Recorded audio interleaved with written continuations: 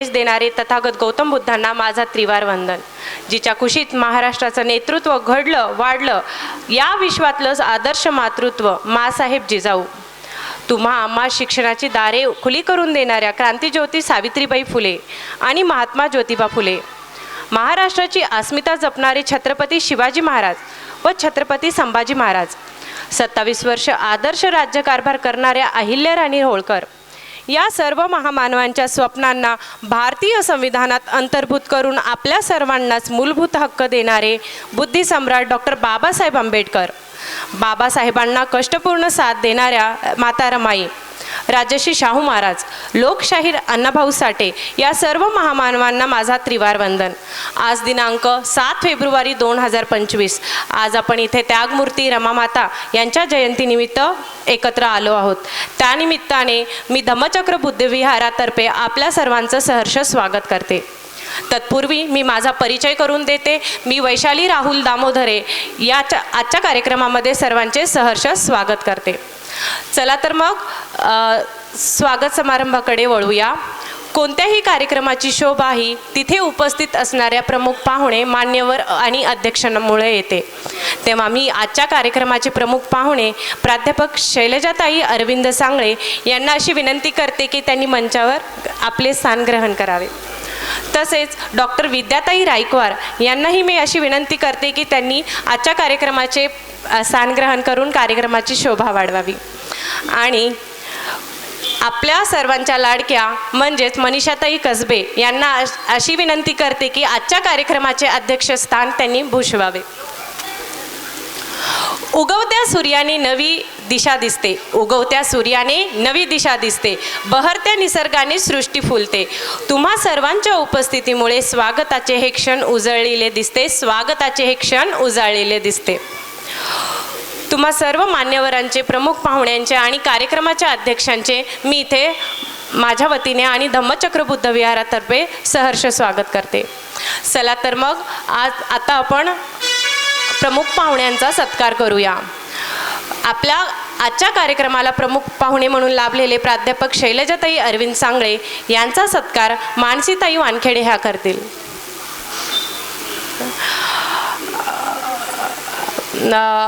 प्राध्यापक शैलजाताई अरविंद सांगळे यांचा सत्कार करण्यासाठी मी अहिवळेताई यांना आमंत्रित करते. आजच्या कार्यक्रमाचे प्रमुख पाहुणे आणि अध्यक्षांना मी अशी विनंती करते की त्यांनी त्यागमूर्ती रमामाता यांच्या प्रतिमेचे पूजन करावे आणि दीपप्रज्वलन करावे. दीपप्रज्वलन हा केवळ संकेत नव्हे तो संकल्प आहे. दीपप्रज्वलन हा केवळ संकेत नव्हे तो संकल्प आहे. ज्ञानरूपी अंधार नष्ट करण्याचा, प्रकाशमान कार्य घडवण्याचा, ज्ञानरूपी अंधार नष्ट करण्याचा, प्रकाशमान कार्य घडवण्याचा. त्याग म्हणजे काय आणि त्याग म्हणजे काय आणि गरिबातही स्वाभिमानी जगणं म्हणजे काय हे कोणी तिच्याकडून शिकावं. ती म्हणजे संपूर्ण भारत देशाला आपल्या ज्ञानाच्या प्रकाशाने प्रकाशमान करणाऱ्या डॉक्टर बाबासाहेब आंबेडकर यांची पत्नी त्यागमूर्ती रमाई माता, त्यागमूर्ती रमाई माता. सर्वप्रथम मी प्राध्यापक शैलजाताई अरविंद सांगळे यांचा सत्कार करण्यासाठी आशा अहिवळेताई यांना आमंत्रित करते.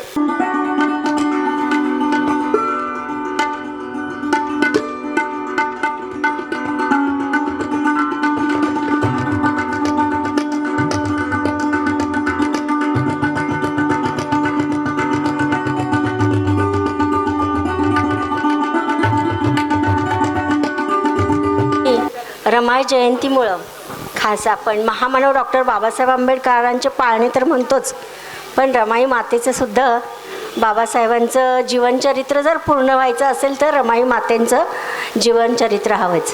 तर मी थोडक्यात आपल्याला सर्वांना परिचयाचा आहे, त्यानिमित्ताने हा मी पाळणा या ठिकाणी गात आहे. 1898 साल हे किती व भाग्यवान, रमाबाईचा जन्म झाला वाटा साखर पान, रमाबाईचा जन्म झाला वाटा साखर पान. भिकू रुक्मिणी हर्षात दंग झाले हो बरसात.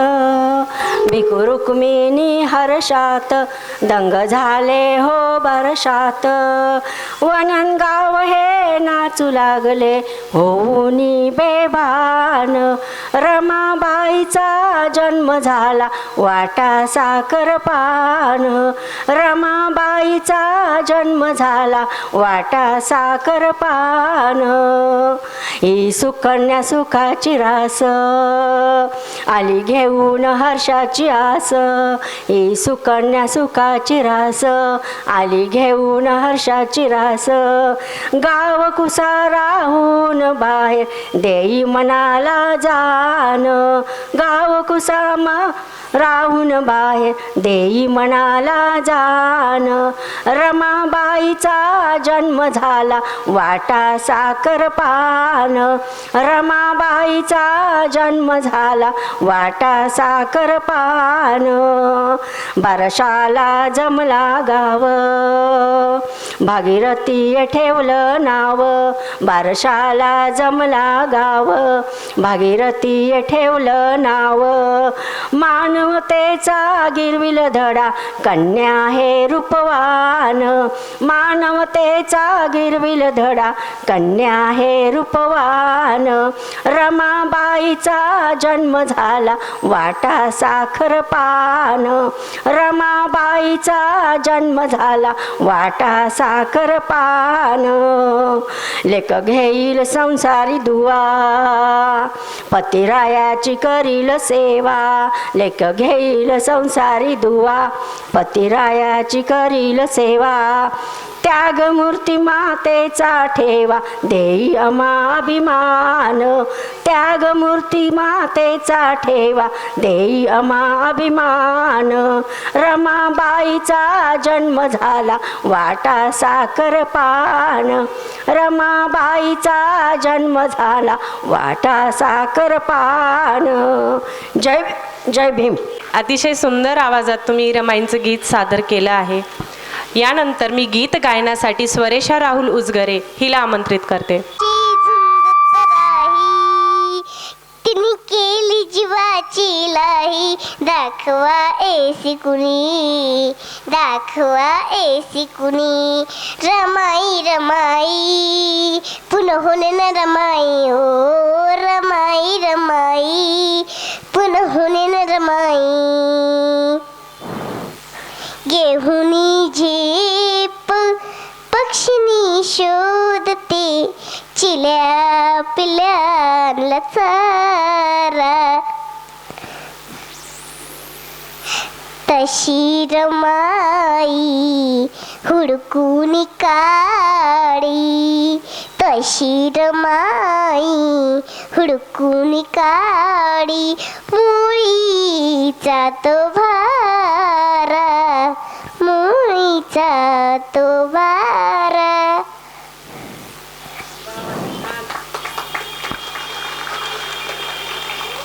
सर्वांना सप्रेम जय भीम. रमाई जयंतीच्या तुम्हा सर्वांना खूप खूप शुभेच्छा. आज थोडं आमच्या इथे पब्लिक कमी आहे. म्हणजे एवढी नाहीच कमी राहत, कधीच नाही राहत. कुठल्याच कार्यक्रमामध्ये आमच्या इथे एवढी पब्लिक कधीच कमी नाही राहत.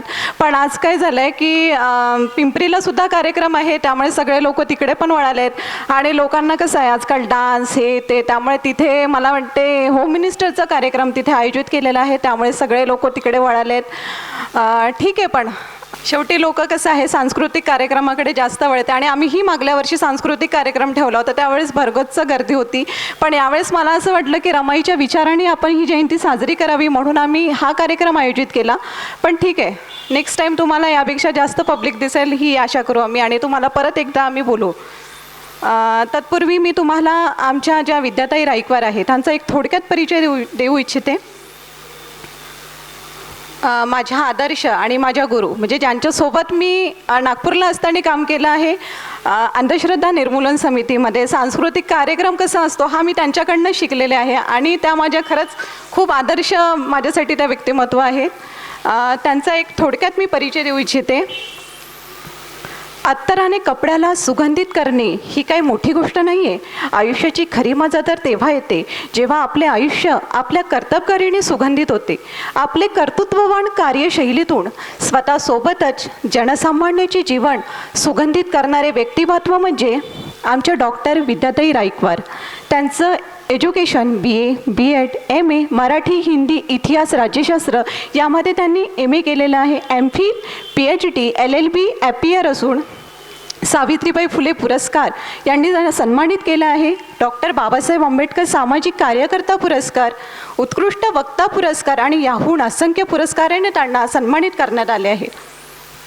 JJTU युनिव्हर्सिटी PhD विद्यार्थ्यांची गाईड डॉक्टर विद्याताई राईकवार या न्यू इंग्लिश हायस्कूल व कनिष्ठ महाविद्यालय वर्धा या ठिकाणी सहाय्यक शिक्षिका म्हणून कार्यरत आहेत.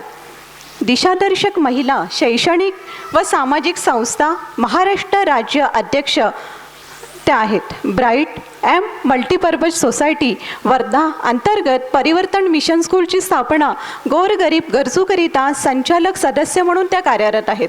अखिल भारतीय अंधश्रद्धा निर्मूलन समिती जिल्हा पदाधिकारी या ठिकाणी त्या कार्यरत आहेत. सत्यशोधक महिला चळवळ सदस्य, निसर्ग सेवा समिती सदस्य, गुरुदेव सेवा मंडळ सदस्य, सावित्री आईच्या पहिल्या शाळेचा उभारला लढा 16 ते 17 वर्षापासून त्या काम पाहत आहे. अनेक सामाजिक संघटनांमध्ये सहभाग. दिशादर्शक महिला संस्थे अंतर्गत त्यांनी कौटुंबिक सल्ला मसलत केंद्र चालवले. अनेक गरजूंचे लग्न लावून दिलेत. स्त्रियांवर होणाऱ्या अन्याय अत्याचारांना विरुद्ध न्याय मिळवून दिला. संस्थेने आत्तापर्यंत महिलांच्या 5,000 केसेस हाताळल्या. 3 अनाथ मुलांचे पालक तत्व स्वीकारले. ते 3ही मुलं त्यांच्यासोबत आज राहत आहेत. दरवर्षी 10वी-12वीमधील गुणवंताचा सत्कार. फुले शाहू आंबेडकरी विचारधारेची वक्ता म्हणून भारतभर प्रबोधन अशा आमच्या या डॉक्टर विद्याताई राईकवार, मी यांना इथे आगमन करते की त्यांनी थोडक्यात आपले मनोगत व्यक्त करावे अशी मी त्यांना विनंती करते. मला या ठिकाणी उभं राहण्याचं बळ ज्या महामानवामुळे मिळालं ते परमपूज्य बोधिसत्व डॉक्टर बाबासाहेब आंबेडकर यांच्या विचारांना प्रथम त्रिवार अभिवादन. आज ज्या मायमाऊलीची जयंती आहे ती क्रांतिमाता रमाईच्या जयंतीदिनी मातेला कोटी कोटी त्रिवार अभिवादन. परिवर्तनाच्या चळवळीमध्ये ज्या माझ्या मायबापांनी सर्व जाती धर्माच्या बाया माणसांना माणुसकीची जाणीव निर्माण करून दिली त्या तमाम माझ्या मायबापांना प्रथम त्रिवार अभिवादन. मंचावर उपस्थित आज रमाई जयंतीच्या कार्यक्रमाच्या अध्यक्षा सन्माननीय कसबेताई, प्रमुख मार्गदर्शक म्हणून ज्यांची उपस्थिती लाभलेली आहे या कार्यक्रमाला त्या शैलजाताई, या कार्यक्रमाचं आयोजन करणारी संपूर्ण आयोजक मंडळी, ज्या माझ्या बहिणीच्या माध्यमातून मी या ठिकाणी आले ती माझी छोटी बहीण स्मिता बडवाने, आणि उपस्थित भगिनींनो आणि बांधवांनो सर्वांना माझा मैत्रीपूर्ण क्रांतिकारी जय भीम. जरा कॅमेरामॅनच्या बाजूला बसलेल्या भगिनींना आग्रहाची विनंती आहे, तुम्ही कृपया उठून जा, म्हणजे तुमचे चेहरे मला दिसत नाही, त्यांच्या मागे लपले असल्यामुळे. उपस्थिती कमी आहे असं स्मिताने आधीच सांगितला. असू द्या, हरकत नाही. वामनदादा कर्डक असं म्हणतात की भीमा तुझ्या मताचे जर 5 लोक असते, तलवारीचे तुझ्या त्या न्यारेच टोक असते. वाणीत भीम आहे, करणीत भीम असता, वर्तन तुझ्या पिलांचे सारेच चोख असते. ते 5 लोक तुम्ही आहात आणि तुमचीच गरज आहे या समाजाला, की या 5 असं वाटतं की परिवर्तन झालं पाहिजे, हा समाज बदलला पाहिजे. या देशात असणारी ही विषमतावादी परिस्थिती आजही फारशी बदलली नाही. या परिस्थितीला आपण बदलूया असं 5 लोकांना वाटते. म्हणून तुमच्यासाठी जरा जोरदार टाळ्या होऊन जाऊ द्या. मी वर्ध्यावरून डॉक्टर विद्या राईकवार तुमच्या पुण्यात आलेली आहे. तुम्ही जो माझा सन्मान केला त्याबद्दल तुमची शतशः या ठिकाणी मी धन्यवाद व्यक्त करते. मैत्रिणींनो, माता रमाईचा जन्मदिवस आहे. ज्या रमाईची क्रांती तुम्हा सगळ्यांना माहिती आहे. भारतातच नाही तर भारताच्या बाहेर जिने कोण घडवला? विश्वरत्न बोधिसत्व डॉक्टर बाबासाहेब आंबेडकर घडवला. काय बाबासाहेब आंबेडकर, काय अशी क्रांती केली बरं बाबासाहेब आंबेडकरांनी? आज जग बाबासाहेबांच्या समोर नतमस्तक होतं. आणि या बाबासाहेब आंबेडकरांना, या विद्वानाला घडवणारी क्रांतिमाता रमाई. रमाईचा जन्मदिवस. एक विद्वान ऐसा हुआ जिससे हजारों टकरा गए, करिश्मा देख बुद्धि का करोड़ों चकरा गए, ज्ञान की ऊर्जा पर ही जिसका सास था और हर सवाल का जवाब उसके पास था, और डॉक्टर भीमराव रामजी आंबेडकर हम सबका बाप था. त्या आमच्या बापाला घडवण्यामध्ये जिचा सिंहाचा पूर्णतः वाटा राहिलेला आहे, त्या माझ्या मायमाऊलीची आज जयंती आहे. आणि या जयंतीच्या निमित्ताने तुम्ही सगळे या विहारात एकत्र झालात. त्यामुळे जयंतीच्या सगळ्यांना लाख लाख कोटी कोटी शुभेच्छा या ठिकाणी मी देते. मला अतिशय आनंद झाला की विहार कसं असावं जरा बोललं पाहिजे. या ठिकाणी कडलक दादा लॉर्ड बुद्धा टीव्हीचे प्रतिनिधी पुण्याचे आलेले आहे. जरा देशात ते तुम्हाला दाखवणार. आपल्या विहाराचा आजच्या रमाई जयंतीचा कार्यक्रम दाखवणार. संस्थापक सन्माननीय लॉर्ड बुद्धाचे सचिन दादा मूळ यांना विनंती केली आणि त्यांनी विनंतीला मान देऊन या ठिकाणी आपले प्रतिनिधी पाठवले. त्यामुळे जरा आपलं विहारही या देशात पोचलं असलं पाहिजे की विहार कशी असावी ही संकल्पना बाबासाहेब आंबेडकरांची. तर विहार हे बोलकं असावं. त्या विहारात पाय ठेवल्याबरोबर प्रसन्न वाटलं पाहिजे, तिथून विचाराचं आदान प्रदान झालं पाहिजे. असं तुमचं विहार हे आदर्श असं विहार आहे. या विहाराची निर्मिती करणाऱ्या सन्माननीय कसबेताई, सगळे आयोजक मंडळी खरंच धन्य आहे. आणि अशीच माणसं पाहिजे आहे.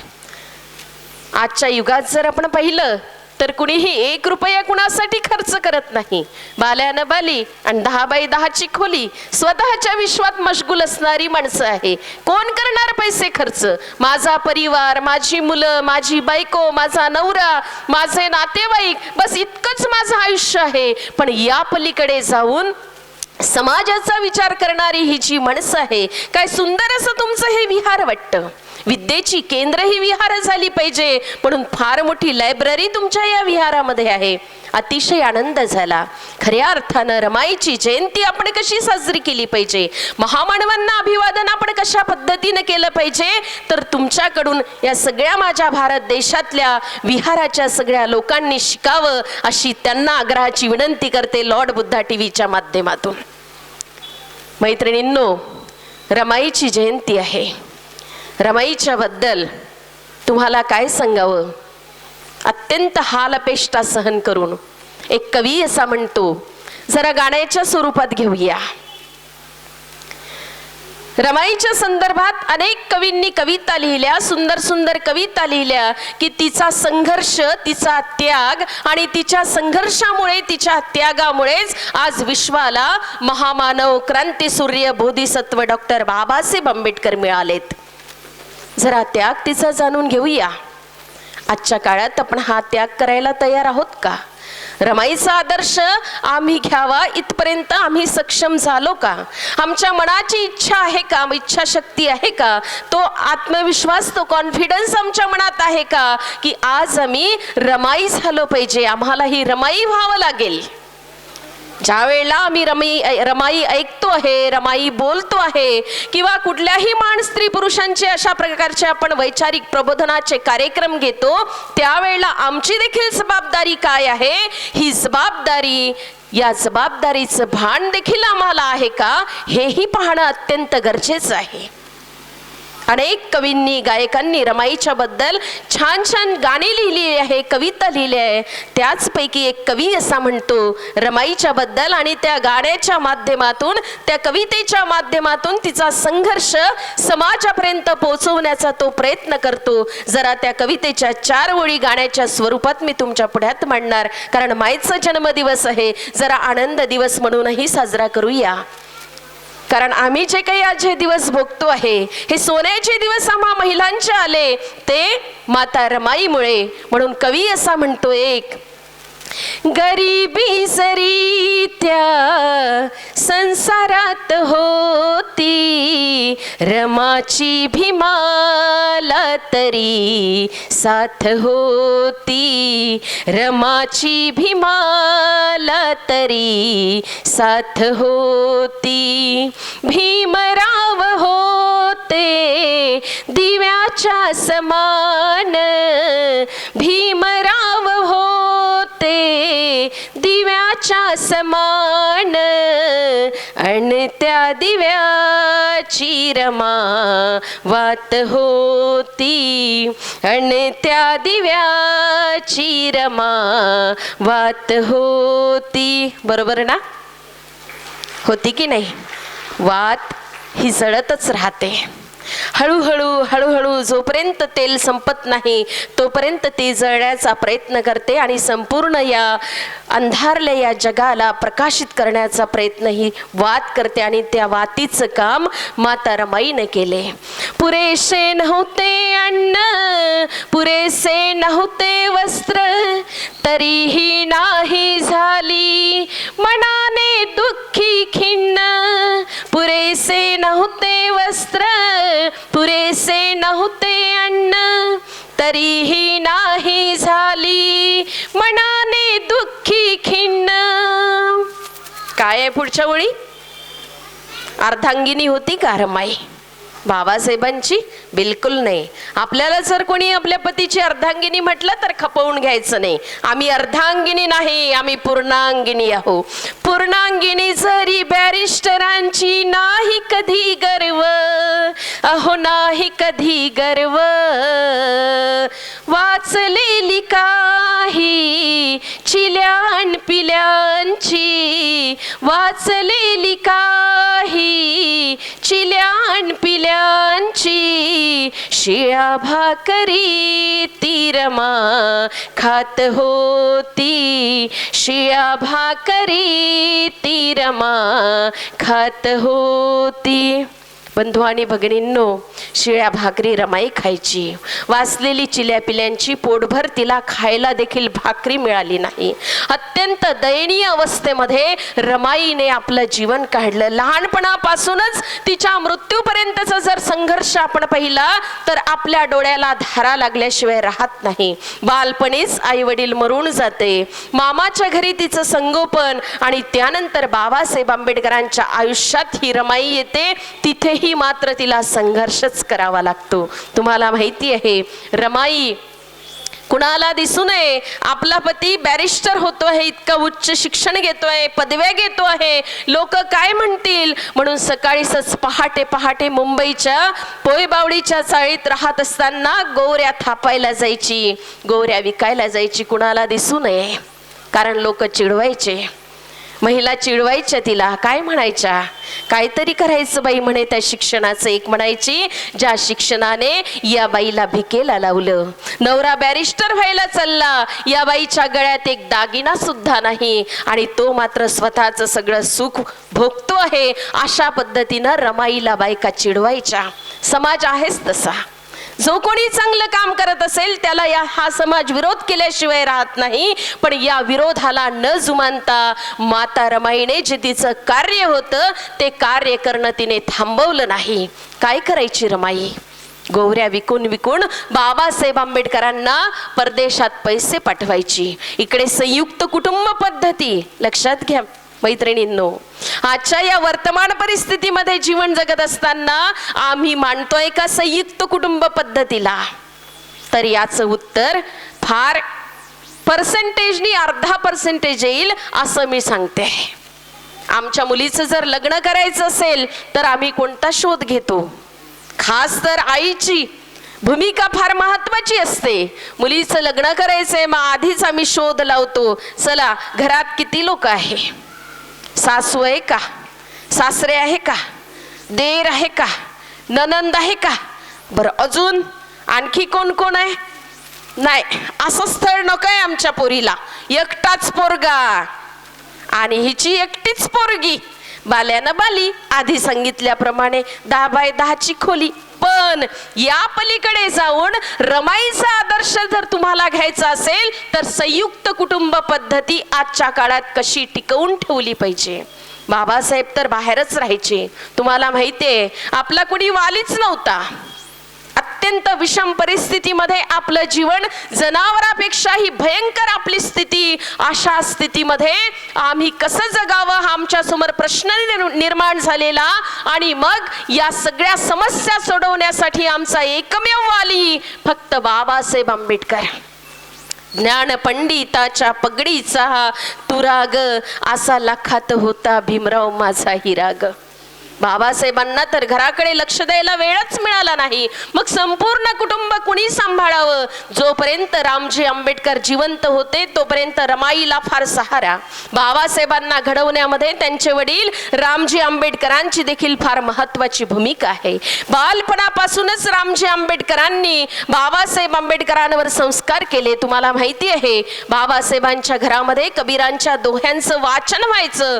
जबरदस्तीने बाबासाहेबांना कबीरांचे दोहे वाचवण्यासाठी रामजी आंबेडकर वाचण्यासाठी म्हणून सायंकाळच्या वेळेला 6 वाजले की घरी घेऊन यायचे आणि वाचायला लावायचे. कबीर महाराजांच्या विचाराचा पगडा बाबासाहेब आंबेडकरांवर लहानपणापासूनच होता आणि म्हणून बाबासाहेब आंबेडकरांनी राष्ट्रसंत कबीर महाराजांना आपलं गुरु मानलेला आहे. या रामजी आंबेडकरांची भूमिका अत्यंत महत्वाची आहे. आणि जोपर्यंत रामजी आंबेडकर जिवंत होते तोपर्यंत रमाईला जास्त त्रास झाला नाही. पण रामजी गेल्याच्या नंतर, बाबासाहेबांचे वडील गेल्यानंतर मात्र रमाईला फार हाल अपेष्टा सहन कराव्या लागल्या. एक कवी आमच्या वर्धेचे रमाईच्या संदर्भात असं म्हणतात, ते गझलकार आहेत. त्यांनी आईसाहेब हा गझल संग्रह लिहिला. त्यांच्या गझल संग्रहाला माझी प्रस्तावना आहे. ते त्यांच्या गझल संग्रहामध्ये रमाईच्या संदर्भात म्हणतात की रमाईने काय कार्य केलं, बाबासाहेब रमाईला कसा सन्मान द्यायचे. रमाईच्या संबंधी बोलत असताना बाबासाहेब आंबेडकर काय म्हणतात ते त्यांच्या गझल संग्रहात म्हणतात. जरा मीही तुमच्या पुढ्यात त्या ओळी म्हणते की जीवनात धन्य झालो रमा तुझ्यामुळे. बाबासाहेब आंबेडकर म्हणतात पती पत्नीचं नातं कसं असलं पाहिजे, सामाजिक काम करायचे. आम्ही जगलोय, समाज कसा जगतो आहे, जरा याचंही चिंतन व्हायला पाहिजे. रमाईने जो विचार केला आणि बाबासाहेब आंबेडकरांनी रमाईला जो सन्मान दिला तो अत्यंत महत्वाचा आहे. आमचे कवी के पाटील सर म्हणतात की जीवनात धन्य झालो रमा तुझ्यामुळे, तुडवीत काटे आलो रमा तुझ्यामुळे. भार कुटुंबाचा सांभाळीला म्हणून ज्ञानाचा अर्क प्यालो रमा तुझ्यामुळे.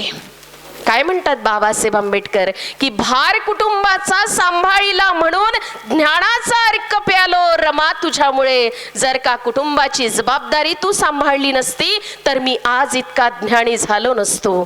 MA, PhD, DSc, LLD, DLitt, bar at law अशा कितीतरी पदव्या बाबासाहेब आंबेडकरांनी घेतल्या. बाबासाहेब आंबेडकर त्यावेळेला आपल्या भारतामध्ये तेवढं शिक्षण नव्हतं.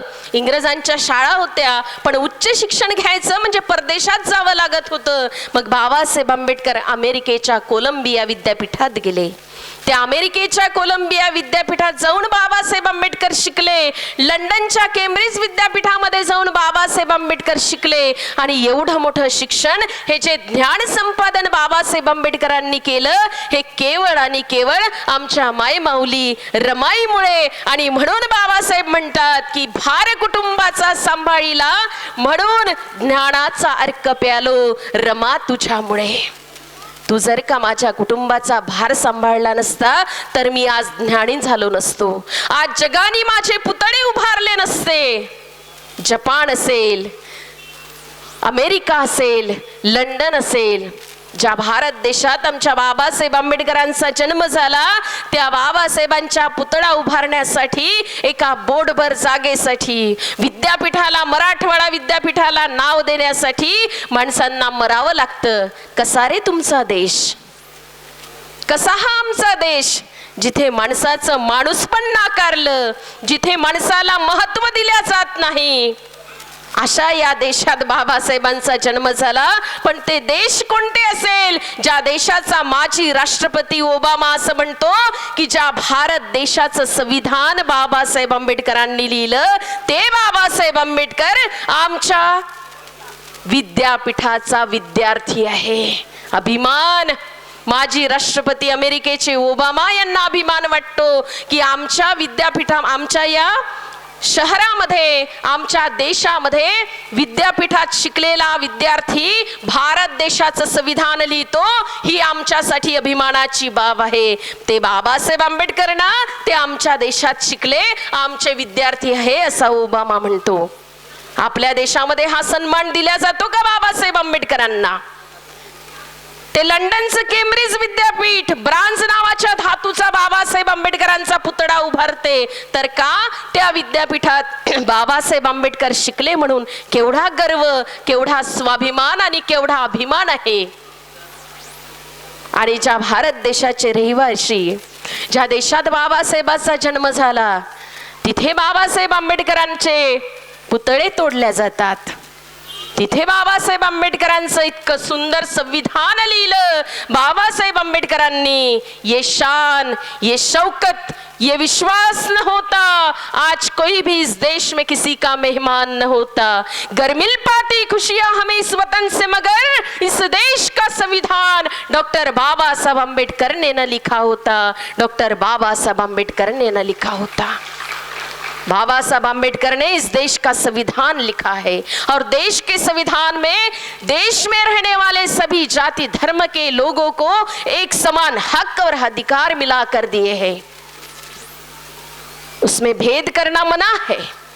देशाच्या संविधानामध्ये कुठल्याही जाती धर्माच्या बांधवासोबत, भगिनीसोबत भेद केला नाही. इतकं सुंदर असं संविधान बाबासाहेब आंबेडकरांनी लिहिलं, तरी देखील बाबासाहेब आंबेडकरांचे पुतळे तोडल्या जातात. पंजाबला, अमृतसरला पाहिलंय ना तुम्ही, धर्माधर्मामध्ये भांडणं लावणे, हिंदू मुस्लिम बांधवांमध्ये भांडणं लावणे, आणि आपण मात्र सत्तेची चांगली फळे चाखणे, हेच इथल्या सत्ताधाऱ्यांचं काम आहे. पण मित्रांनो, मी आपल्याला सांगितलं पाहिजे, किती दिवस सहन करायचं आम्ही? बाबासाहेब आंबेडकरांसारखी क्रांती जगात कुठल्याही व्यक्तीने केलेली नाही. आम्ही माणसं असून आम्हाला पाणी पिण्याचा अधिकार नाही. आम्ही माणसं असून आम्हाला रस्त्यावरून चालण्याचा अधिकार नाही. आम्हाला चांगलं अन्न खाण्याचा अधिकार नाही. आम्हाला चांगले कपडे घालण्याचाही अधिकार नाही. आज बाईनी 8,000 रुपयाची साडी घातली आहे. तुमच्या समोर 8,000 रुपयाची साडी घालून ही डॉक्टर विद्या राईकवार वाघिणी सारखी गुरगुरते, घाबरत नाही कुणाला. रखते तो बात करते साथियों, वरना यूं ही नहीं मैदान में उतरते. हे कुणामुळे आलंय माझ्यात? मी आज 7,000 रुपयाची साडी घालण्याची लायकी माझी कुणामुळे निर्माण झाली? क्रांती माता रमाईमुळे. अरे, तिला 1 रुपयाचं 50 पैशाचं त्या काळामध्ये लुगडं घालायला मिळालं नाही. तुम्हाला माहिती आहे, ज्या वेळेला लंडन वरून आमचा बाप बॅरिस्टर होऊन येतो आहे, डॉक्टरेट आणि वकील अशा 2 सन्मानाच्या, मानाच्या, उच्च कोटीच्या पदव्या घेऊन येतो आहे, त्यावेळेला बाबासाहेबांना पाहायला रमाई गेली. प्रचंड लोकांची गर्दी झाली. लाखोचा जनसमुदाय बाबासाहेब आंबेडकरांना मुंबईच्या बंदरावर पाहायसाठी गेला. माझ्या बाबासाहेबाला लाखो लोक पाहायला आले म्हणून रामू पत्नी होती ना बाबासाहेबाची, बाबासाहेब रमाईला लाडाने रामू म्हणायचे. आपले नाव ठेवले का ग लाडानं आपल्या नवऱ्याने असे? लक्षात घ्या, किती वर्ष बाबासाहेब बाबासाहेब म्हणणार तुम्ही? परिवर्तन परिवर्तन चाहिए, निवेदन है तुमसे ऐ मेरे लोगों, बना की मूर्ति मुझको ना पूजो। बाबा साहब कहते हैं पूरा तुम्हें करना मेरा अभियान होगा, इसी से सारे समाज का कल्याण होगा, इसी से सारे समाज का कल्याण होगा। मुझे मूर्ति बनाकर मेरी मूर्ति की आपको पूजा करनी नहीं है, ताकि मैंने जो आपको सद्धम्म का विचार दिया है उन विचारों का आपको पालन करना है। नाही तर मग मेणबत्ती अगरबत्ती लावा, जय बापा देवा सुखाचं ठेवा। बाबासाहेबाला देव बनवायला मागे पुढे पाहत नाही आपण। ज्या वेळेला बाबासाहेब आंबेडकर लंडनहून बॅरिस्टर होऊन आले आणि त्यावेळेला मुंबईच्या बंदरावर जो लाखो जनसमुदाय बाबासाहेबांना पाहण्यासाठी जमला, रमाईची देखील बाबासाहेबांना पाहण्याची इच्छा झाली। अरे दोघाही जण 2-2 महिने एकमेकांना पाहत नव्हते, वर्षभर एकमेकांची भेट होत नव्हती। बायको होती ना रमाई बाबासाहेबांची, तिलाही भावभावना होत्या। जरी एका महामानवाची ती पत्नी असेल, पण तिचा तो नवरा होता आणि नवऱ्याला पाहण्याची तिची इच्छा। मग आता इतक्या मोठ्या उच्च पदस्थ माझ्या नवऱ्याला मला बघायचंय आणि लाखो लोक येणार, पण माझ्याकडे मात्र घालायला साडी नाही। मी कोणती साडी घालून जाऊ? जी आहे ती फाटकी आहे, तिला ठिगडं लावू लावू मी शिवलंय लुगडं, घालायला साडी नाही आणि महामानवाला तर पाहायला जायचंय। मग कशी जाऊ? तर तुम्हाला माहितीये रमाईची गोष्ट, त्या रमाईच्या लुगड्याची गोष्ट तुम्हाला माहितीये की जो सत्कारामध्ये राजर्षी शाहू महाराजांनी फेटा बाबासाहेब आंबेडकरांना दिला, त्या फेट्याचं लुगडं घालून आमची माई माऊली आपल्या बापाला पाहण्यासाठी गेली। अशी कोणत्या दूर उभी होती रमाई। बाबासाहेब आंबेडकर त्या तिकडे दुरून, पण आपल्या पत्नीवर बाबासाहेबांनाही आस लागलेली रामूला भेटण्याची, प्रचंड प्रेम करायचे रमाईवर बाबासाहेब आंबेडकर। दुरूनच बाबासाहेब आंबेडकरांना रमाई दिसली आणि रमाईने घातलेलं ते लुगडं माझ्या अंगाला शहारे येतंय मी हा प्रसंग सांगताना। फेट्याचं लुगडं करून मला दिलेल्या सत्कारात राजर्षी शाहू महाराजांनी जो फेटा दिला, त्या फेट्याचं लुगडं करून माझी रामू लुगडं घालून आलेली आहे फेट्याचं। इतका मी शिकलोय, पण रामूला 2 रुपयाचं लुगडं घेऊ शकत नाही, म्हणून बाबासाहेबांच्या डोळ्यात तितक्या दुरून भराभर अश्रू येतात त्या क्षणाला रमाईची ती अवस्था पाहून। तिला घालायला लुगडं नव्हतं, पण आम्ही आज 10,000ची, 20,000ची आणि 50,000ची साडी घेण्याची देखील ताकद ठेवतो। कुणामुळे? माता रमाईमुळे। धमकीचे पत्र येता हिम्मत तुझी बघून, धमकीचे सुद्धा बाबासाहेबाला पत्र यायचे, घाबरायचेच नाही कुणाला बाबासाहेब। अरे तुम्ही माणसं, आम्हीही माणसं आहोत, निसर्गाने सगळ्यांना सारखं जन्माला घातलंय, तुम्हाला जगण्याचा अधिकार आहे, मग आम्ही काय जनावर आहोत का? अरे आम्हालाही जगण्याचा अधिकार आहे। म्हणून बाबासाहेब आंबेडकरांनी ही माणसांची लढाई हातात घेतली आणि ती लढाई जिंकून देखील दाखवली। तुम्हाला माहिती आहे, ज्या धर्मग्रंथांनी आमचं माणूसपण नाकारलं, तो धर्मग्रंथ 25 डिसेंबर 1927ला महाड या ठिकाणी रायगडाच्या पायथ्याशी बाबासाहेब आंबेडकरांनी जाळून टाकला। काय त्या धर्मामध्ये, काय त्या धर्मग्रंथामध्ये? तर आम्ही माणूस असून आमचं माणूसपण नाकारलेलं, या सगळ्या लोकांना जाती जातीमध्ये डिव्हाइड केलेलं, धर्माची निर्मिती केली। करा ना, कोण म्हणताय तुम्हाला धर्माची निर्मिती करू नका, पण माणसाचं माणूसपण नाकारलं जाईल असा धर्म नको रे बाबा, हे बाबासाहेब आंबेडकरांनी सांगितलं। आणि ज्या धर्मग्रंथात मनुस्मृती त्याचं नाव, तो ग्रंथच बाबासाहेब आंबेडकरांनी सहस्त्रबुद्धे नावाच्या व्यक्तीच्या हाताने जाळून टाकला। त्या 25 डिसेंबर 1927ला त्या ठिकाणी तो ग्रंथ जाळला आणि त्यानंतर 27 डिसेंबर 1925ला बाबासाहेब आंबेडकरांनी महिलांना उद्देशून त्या सभेमध्ये अत्यंत सुंदर असा उपदेश केला। सगळ्या महिलांना सांगितलं तिथे जमलेल्या, काय सांगितलं की महिलांनो, आपलं राहणीमान कसं असलं पाहिजे। बाबासाहेब आंबेडकर आपली माय म्हणून आपल्याला मार्गदर्शन करायचे, की जी आई आपल्याला आपल्या मुलाबाळांना जन्माला घालते आणि जन्म दिल्यानंतर त्यांनी राहावं कसं, त्यांनी वागावं कसं, त्यांनी खावं कसं, त्यांनी बोलावं कसं, याचे धडे, याचं मार्गदर्शन जी आमची मायमाऊली, आमचे मायबाप करतात, तेच मार्गदर्शन बाबासाहेब आंबेडकरांनी या सगळ्या मायमाऊल्यांना केलं.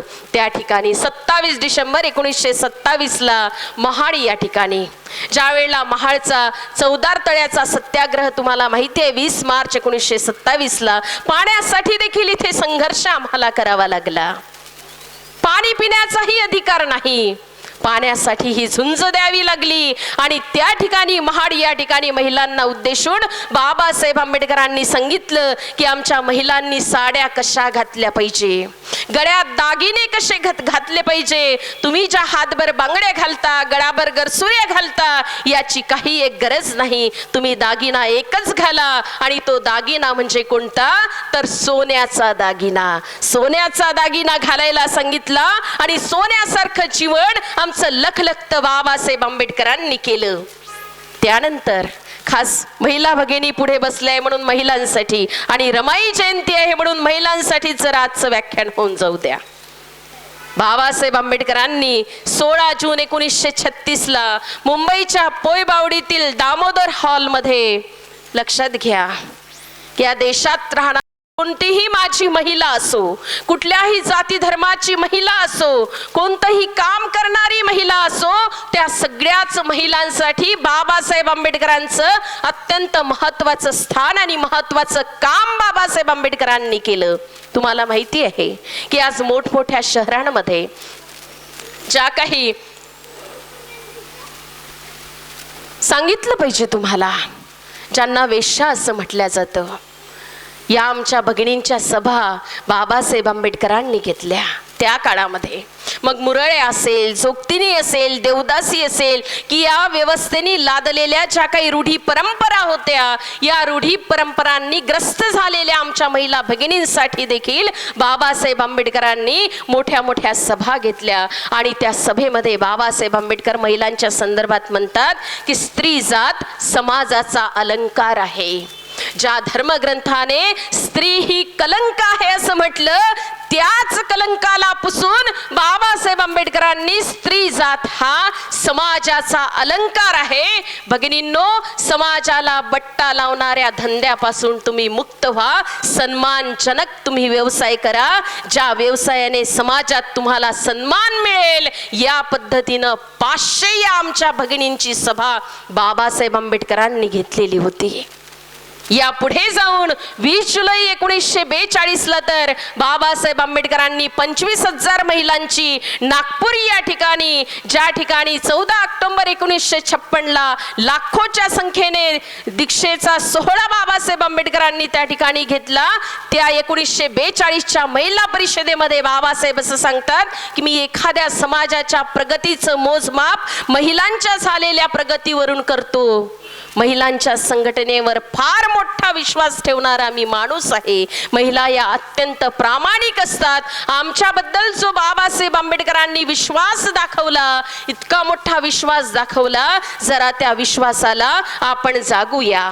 आणि सर्वात अधिक महत्त्वाचं म्हणजे बाबासाहेब आंबेडकरांनी महिलांना उद्देशून सांगितलं की लग्न झालेल्या प्रत्येक मुलीने, प्रत्येक स्त्रीने आपल्या पतीशी वागताना त्याला भला हो बुरा हो जैसा भी हो, मेरा पति मेरा ना हो, वो मेरा साथी हो, वो मेरा दोस्त हो, मुझे नहीं चाहिए 7 जन्म तक हो, क्योंकि 7 जन्म तो है ही नहीं, एक ही जन्म है और ये जन्म हमें दोबारा नहीं मिलने वाला है. इसीलिए इसी जन्म में हमने किस तरह जीना चाहिए. तो राष्ट्र संत कबीर महाराज कहते हैं कि कबीरा जब हम पैदा हुए जग हंसे हम रोए, ऐसी करनी कर चलो हम हंसे जग रोए. आम्हाला 7 जन्मी तोच नको जो हा एक जन्म मिळालाय. याच जन्मामध्ये ज्या पद्धतीनं बाबासाहेब आंबेडकर रमाईचं नातं होतं, मित्राचं मैत्रीचं प्रेमाचं, साथीचं, त्याच पद्धतीचं आमचं नातं असलं पाहिजे. हे बाबासाहेब आंबेडकरांनी आम्हाला सांगितलं. गुलामासारखं वागण्यास तिने खंबीरपणे नकार द्यावा आणि समतेसाठी आग्रह करावा. हे 20 जुलै 1942ला समतेसाठी आग्रह करावा. इक्वॅलिटी, स्त्री पुरुष समानता. मग स्त्री पुरुष समानता म्हणजे काय? तर तुम्ही भांडे घासले तर माझ्या भावानेही भांडे घासले पाहिजे. तुम्ही कपडे धुता तर त्यानंही कपडे धुतले पाहिजे. याला म्हणता येईल का समानता? अजिबात नाही. तुमच्या घरात होणाऱ्या निर्णय क्षमतेमध्ये तुमचा सहभाग असला पाहिजे. ज्या मुलाला तुम्ही जन्माला घालता ती मुलं तुमच्या नावावर असली पाहिजे. सक्षम विद्यामोहन राईकवार, लक्षात घ्या. सक्षम विद्यामोहन राईकवार. स्मितानी माझा परिचय देताना जरा उल्लेख केला की माझ्या घरामध्ये 3 अनाथ मुलं राहतात. बरोबर आहे. त्यातलीच माझी एक मुलगी काजल. कुठे आहे बेटा? मला दिसत नाहीये. काजल, हा मागे उभी आहे, जरा ये पुढे. ही माझी सगळ्यात छोटी मुलगी. मला एक मुलगा आहे सक्षम. माझ्याकडे जे 3 अनाथ मुलं राहतात त्यातली ही छोटी मुलगी. 11वीला माझी पोरगी आणि खूप छान आहे. काजल विद्यामोहन राईकवार. कसं वाटतं नाव?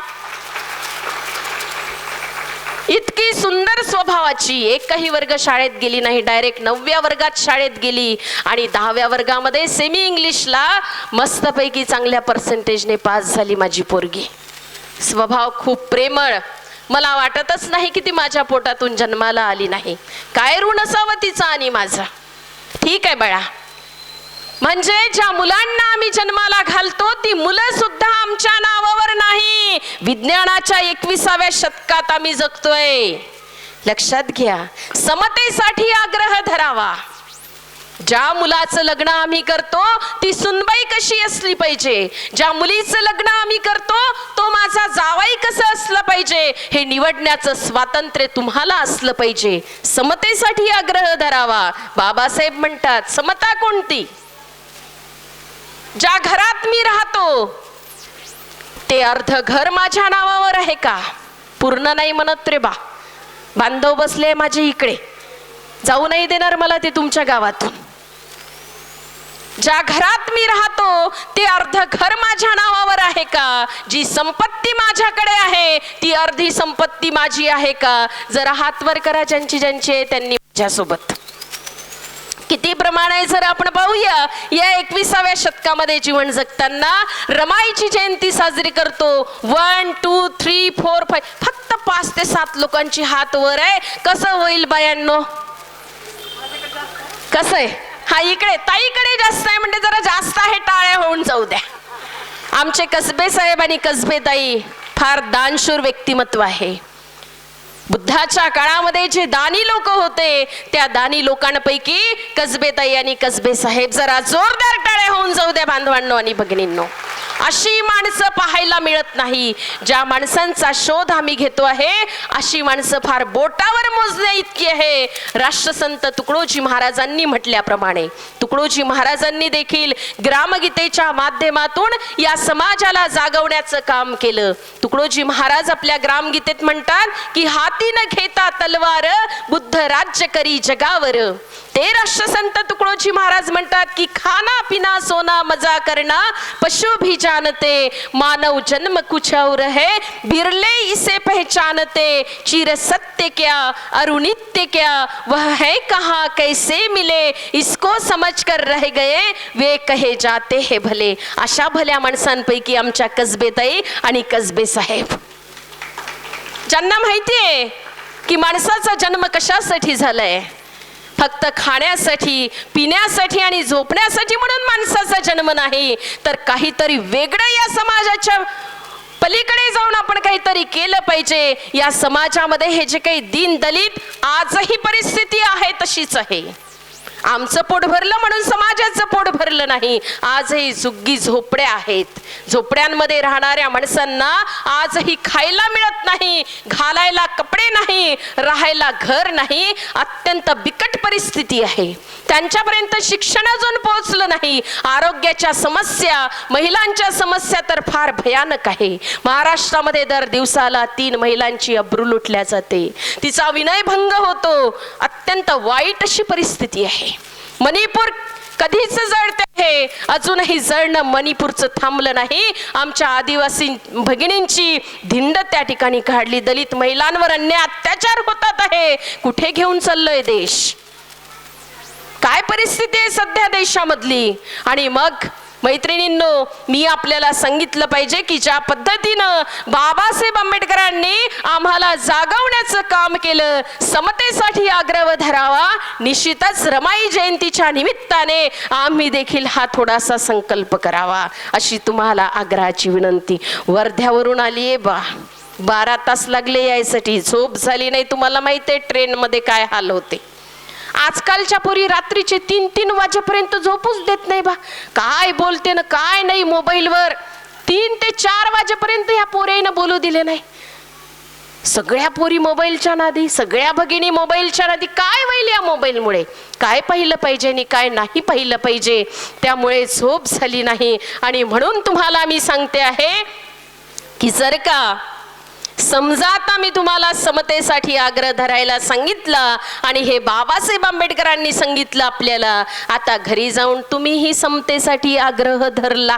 नाही, अर्ध घर नावावरच पाहिजे. शेती आहे ना, ते 10 एकर ते 5 एकर बाबू नावावर पाहिजे.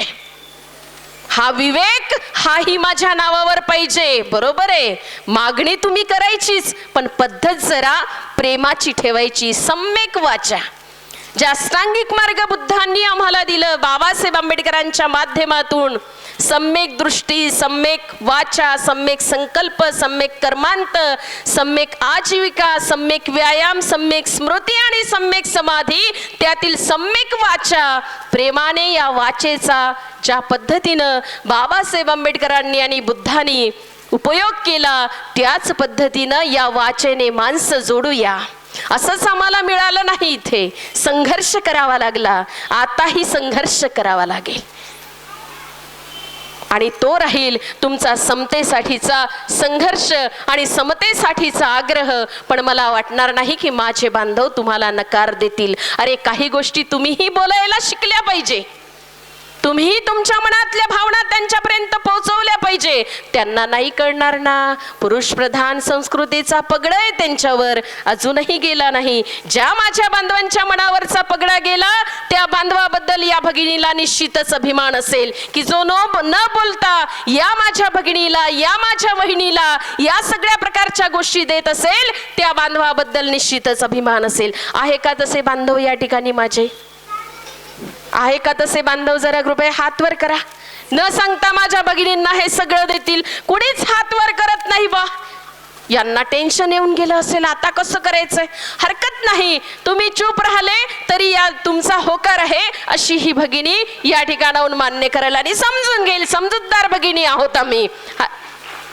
मैत्रिणींनो, त्यानंतर बाबासाहेब आंबेडकरांनी 20 सप्टेंबर 1944 देखील हैदराबाद या ठिकाणी महिलांची परिषद घेतलेली आणि त्या परिषदेमध्ये महिलांना उद्देशून बाबासाहेब आंबेडकर म्हणाले की महिलांनी पुरुषांच्या खांद्याला खांदा लावून चालायचं. आता खांद्याला खांदा लावून चालायचं म्हणजे रस्त्याने छाती काढून खांद्याला खांदा लावून चालायचं असा त्याचा अर्थ होत नाही. किंवा खूप तुम्ही डॅशिंग पुरुषासारखं वागायचं, कडक जीन्स पॅन्ट घातला आणि चांगलं टी शर्ट घातलं म्हणजे खांद्याला खांदा लावून चालणं, अजिबात नाही. तर ज्या पद्धतीनं पुरुष हा ऐटीनं प्रत्येक गोष्टीमध्ये राहतो, त्याच पद्धतीनं तुम्ही देखील राहिल्या पाहिजे. तुम्हीही उच्च शिक्षित झाल्या पाहिजे. तुम्हीही उच्च पगाराच्या, लठ्ठ पगाराच्या नोकरीला राहिल्या पाहिजे. तुम्हीही बाहेर सामाजिक कार्यामध्ये अग्रेसर राहिल्या पाहिजे. तुमच्या देखील शिक्षण संस्था असल्या पाहिजे. तुमचे देखील मोठमोठे कॉलेजेस असले पाहिजे. तुम्हीही महिला उद्योगपती असल्या पाहिजे असा त्याचा अर्थ होतो. म्हणजे पुरुषाच्या खांद्याला खांदा लावून चालणे हा कॉन्फिडन्स जगण्याचा आम्हाला आमच्यामध्ये निर्माण करावा लागेल. आम्ही जर रस्त्यावरून चालत असू, कसं आमचं व्यक्तिमत्व असलं पाहिजे? जर रस्त्यावरून आम्ही चालत असू तर चालणाऱ्या माणसांनी आम्हाला जय भीम केला पाहिजे, जय शिवराय केला पाहिजे, सलाम ठोकला पाहिजे. इथपर्यंत कॅपेबिलिटी आम्हाला आमची निर्माण करावी लागेल. मैत्रिणींनो, हे सगळे दिवस ज्या मायमाऊलीमुळे आम्हाला मिळाले ती क्रांती माता रमाई. रमाईच्या जन्मदिनाच्या निमित्ताने हा संवाद आपण साधतो आहे. पैसा जमा करून विश्वरत्नाला रमाईने घडवलं. घडवत असताना स्वतःही रमाई घडली. तुम्हाला माहिती आहे रमाईचं जीवन चरित्र ऐकत असताना तुमच्या डोळ्यात फक्त आसवा आल्याशिवाय राहत नाही, पण तुम्हाला या पलीकडची देखील रमाई माहीत असली पाहिजे. माहिती आहे का तुम्हाला मुंबईच्या जे हॉस्पिटलच्या मैदानामध्ये एकदा ज्या वेळेला सभा भरलेली त्या सभेमध्ये रमाईने सुद्धा सुंदर भाषण दिलेलं आणि ते भाषण ऐकून सगळ्या लोकांनी जमलेल्या हजारोच्या समुदायाने रमाईचं भाषण ऐकून टाळ्या वाजवलेल्या. दुसऱ्या दिवशी वर्तमानपत्रांमध्ये रमाईचं भाषण छापून आलेलं. रमाईला सुद्धा वाटायचं की मी देखील बाबासाहेब आंबेडकरांसारखं सामाजिक काम करावं. एक गमतीदार गोष्ट आहे रमाईची. ज्या वेळेला 20 मार्च 1927ला चौदार तळ्याचा सत्याग्रह बाबासाहेब आंबेडकरांनी केला, पाण्यासाठी संघर्ष, पाणी पिण्याचाही अधिकार आम्हाला नाही, कशी ही व्यवस्था, किती छळलं यांनी आम्हाला. आजही छळ यांचं थांबून राहिलं नाही. जिवंतपणी तर बाबासाहेब आंबेडकरांना आणि आम्हालाही छळलं, बाबासाहेबालाही सोडलं नाही. इतक्या मोठ्या विद्वान महामानवाला तुम्हाला माहिती आहे बाबासाहेबांची कथा. बाबासाहेबांचं महान परिनिर्वाण झालं त्यावेळेला बाबासाहेबाच्या निर्वाणासाठी सुद्धा इथल्या या सत्ताधारी माणसांनी जागा दिली नाही. इतका छळ आमचा झाला. आणि त्या 20 मार्च 1927च्या चौदार तळ्याच्या सत्याग्रहाची गोष्ट मी तुम्हाला सांगितली पाहिजे रमाईची, की त्या ठिकाणी प्रचंड असा जनसमुदाय येणार. रमाईने देखील इच्छा व्यक्त केली बाबासाहेबांजवळ की बाबासाहेब म्हणे मला देखील त्या ठिकाणी यायचं आहे, मलाही या जनतेची सेवा करायची आहे. मग गमतीनच बाबासाहेब म्हणाले, जरा विनोदी होते बाबासाहेब आंबेडकर, सर्व कला गुणसंपन्न बाबासाहेब. बाबासाहेब उत्तम तबलाही वाजवायचे, गाणंही म्हणायचे, चित्रही सुंदर काढायचे. तुम्हाला माहिती आहे बुद्धाचं अत्यंत सुंदर असं चित्र बाबासाहेब आंबेडकरांनी काढलेलं. विनोदी होते बाबासाहेब. विनोदानेच रमाईला म्हणतात, जशी रमाई म्हणते की बाबासाहेब मी तुमच्या सोबत येते. पत्नी होती, सहवास लाभत नव्हता, म्हणून तिलाही वाटायचं की मीही बाबासाहेबांच्या सोबत गेले पाहिजे. म्हणून चौदार तळ्याच्या सत्याग्रहासाठी रमाई बाबासाहेबांसोबत येण्यासाठी हट्ट करते की मीही त्या ठिकाणी येईल आणि जे लोक येतील त्यांची मी सेवा करेल, त्यांच्यासाठी मी स्वयंपाक बनवेल. मग बाबासाहेब विनोदानीच म्हणतात की अरे तिथे 5000 लोक येणार, मग त्या 5000ची तू भाकरी थापणार आहेस का? त्यावेळेला रमाईचा आत्मविश्वास बघा. हो ना बाबासाहेब, येऊ द्या ना 5000 लोक, मी त्या 5000 लोकांसाठी स्वयंपाक बनवून त्यांना खाऊ घालेल. त्या काळात रमाई बाबासाहेबांना हा विश्वास देते. अशी ही रमाई बाबासाहेबांच्या खांद्याला खांदा लावून चालण्याचं, बाबासाहेबांच्या खांद्याला खांदा लावून काम करण्याचं उत्कृष्ट काम रमाईने केलं. त्या काळामध्ये जे काही व्यसनाधीन झालेले आमचे पुरुष बांधव होते, या व्यसनाधीन झालेल्या पुरुषांचा आमच्या महिलांना किती त्रास होतो, या व्यसनांपासून यांची मुक्ती व्हावी म्हणून बाबासाहेबांना रमाई सांगायची की बाबासाहेब तुम्ही या पुरुषांसाठी काहीतरी करा, महिलांना यांचा खूप त्रास होतो. प्रत्येक वेळेला रमाई बाबासाहेब आंबेडकरांच्या पाठीशी खंबीरपणे उभी राहिलेली. आणि एकदा अशीच रमाई बाबासाहेब आंबेडकरांजवळ एक विनंती करते की बाबासाहेब मला पंढरपूरला जायचंय, पंढरपूरच्या विठोबाचं मला दर्शन घ्यायचंय. आपली 4 मुलं मरून गेली, घरात 18 दारिद्र्य, मागायचंय मला काहीतरी पंढरपूरच्या विठोबाला. त्यावेळेला बाबासाहेब आंबेडकर रमाईला असं म्हणतात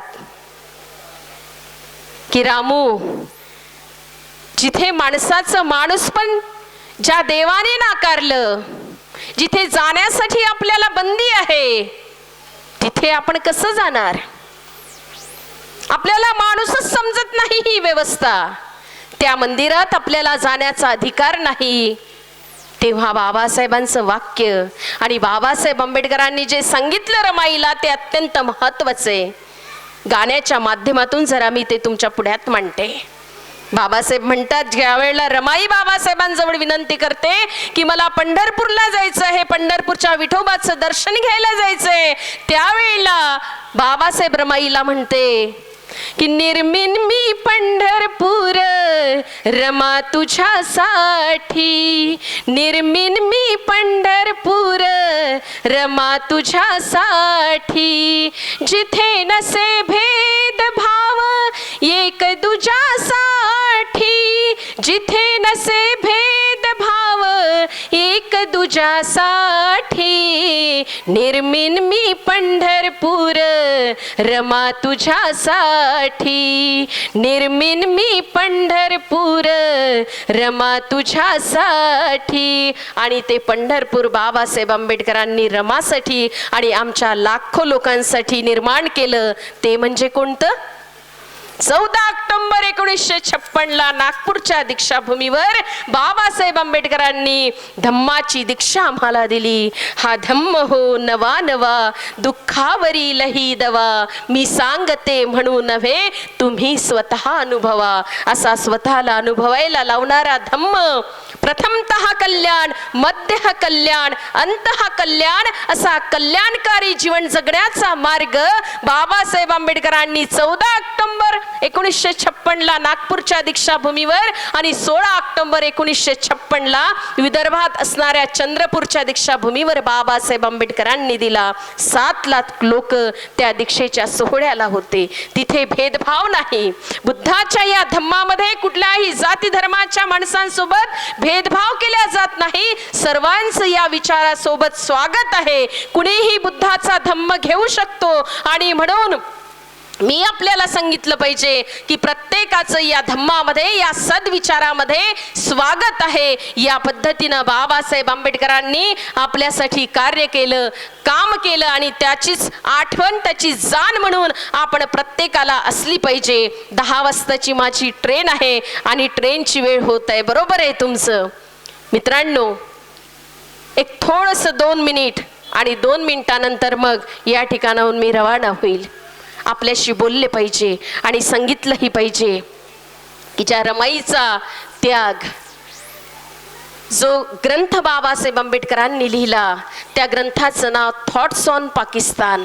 बाबासाहेबांनी कसा रमाईला सन्मान दिला, कसा मान रमाईला बाबासाहेब आंबेडकर द्यायचे, तर थॉट्स ऑन पाकिस्तान नावाचा जो ग्रंथ बाबासाहेब आंबेडकरांनी लिहिला, तो ग्रंथ रमाईला समर्पित केला बाबासाहेब आंबेडकरांनी. आणि त्या ग्रंथामध्ये बाबासाहेब आंबेडकर असं म्हणतात, रमाईच्या बद्दल अत्यंत सुंदर असे उद्गार बाबासाहेब आंबेडकरांनी काढले.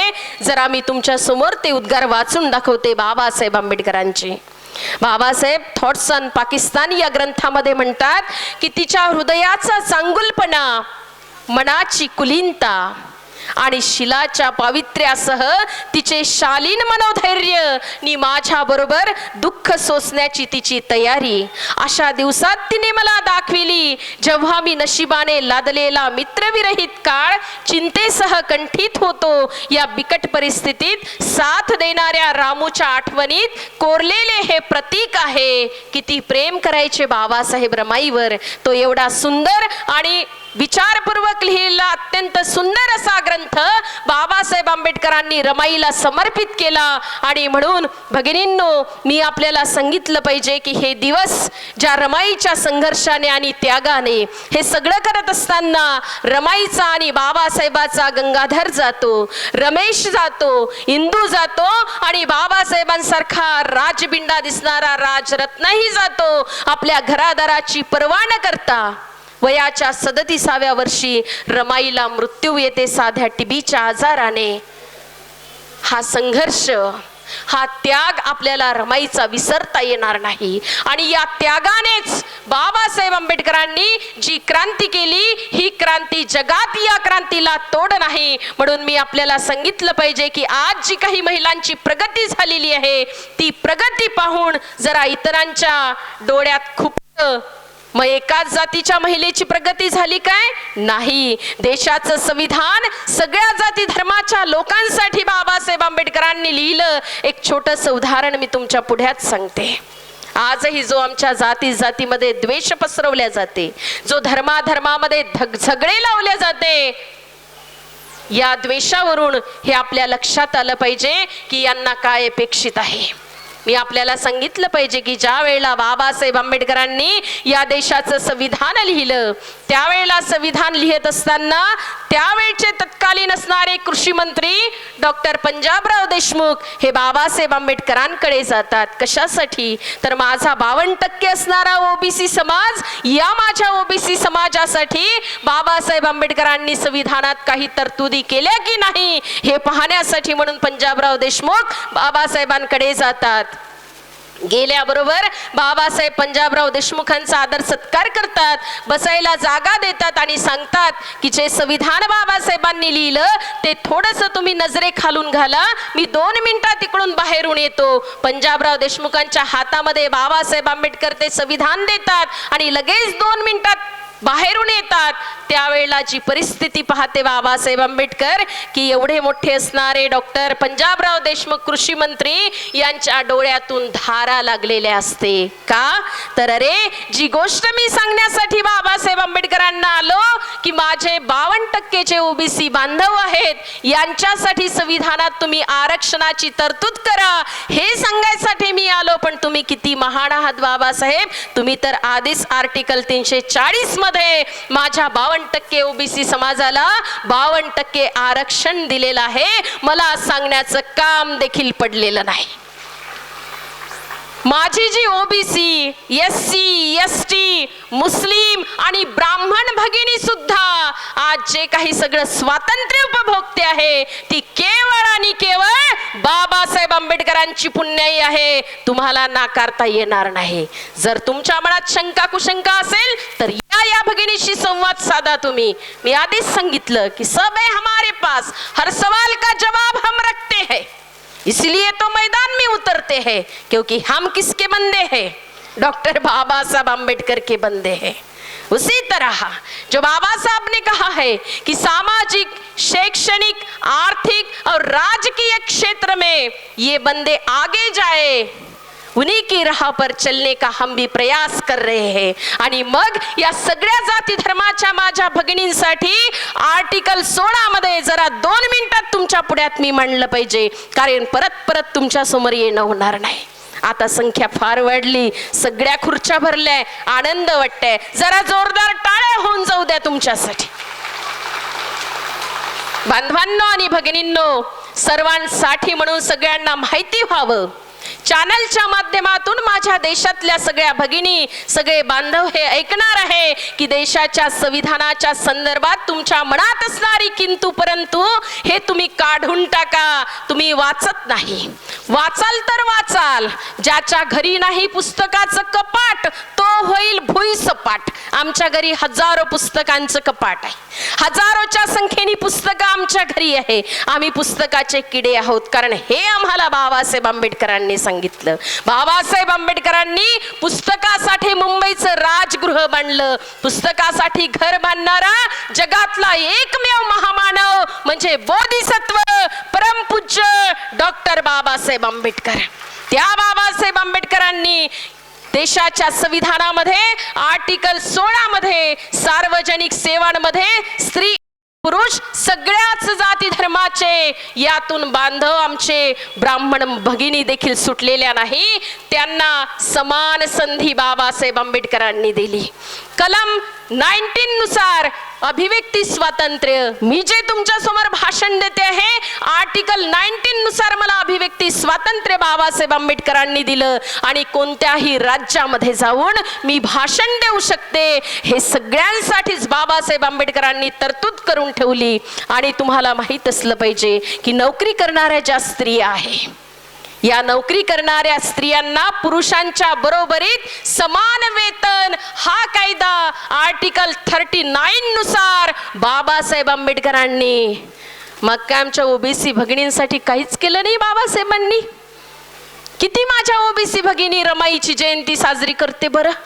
करावं लागेल तुम्हाला, आज नाही उद्या. अरे उपकाराची जाणीव ठेवा. काय परिस्थिती होती तुमची?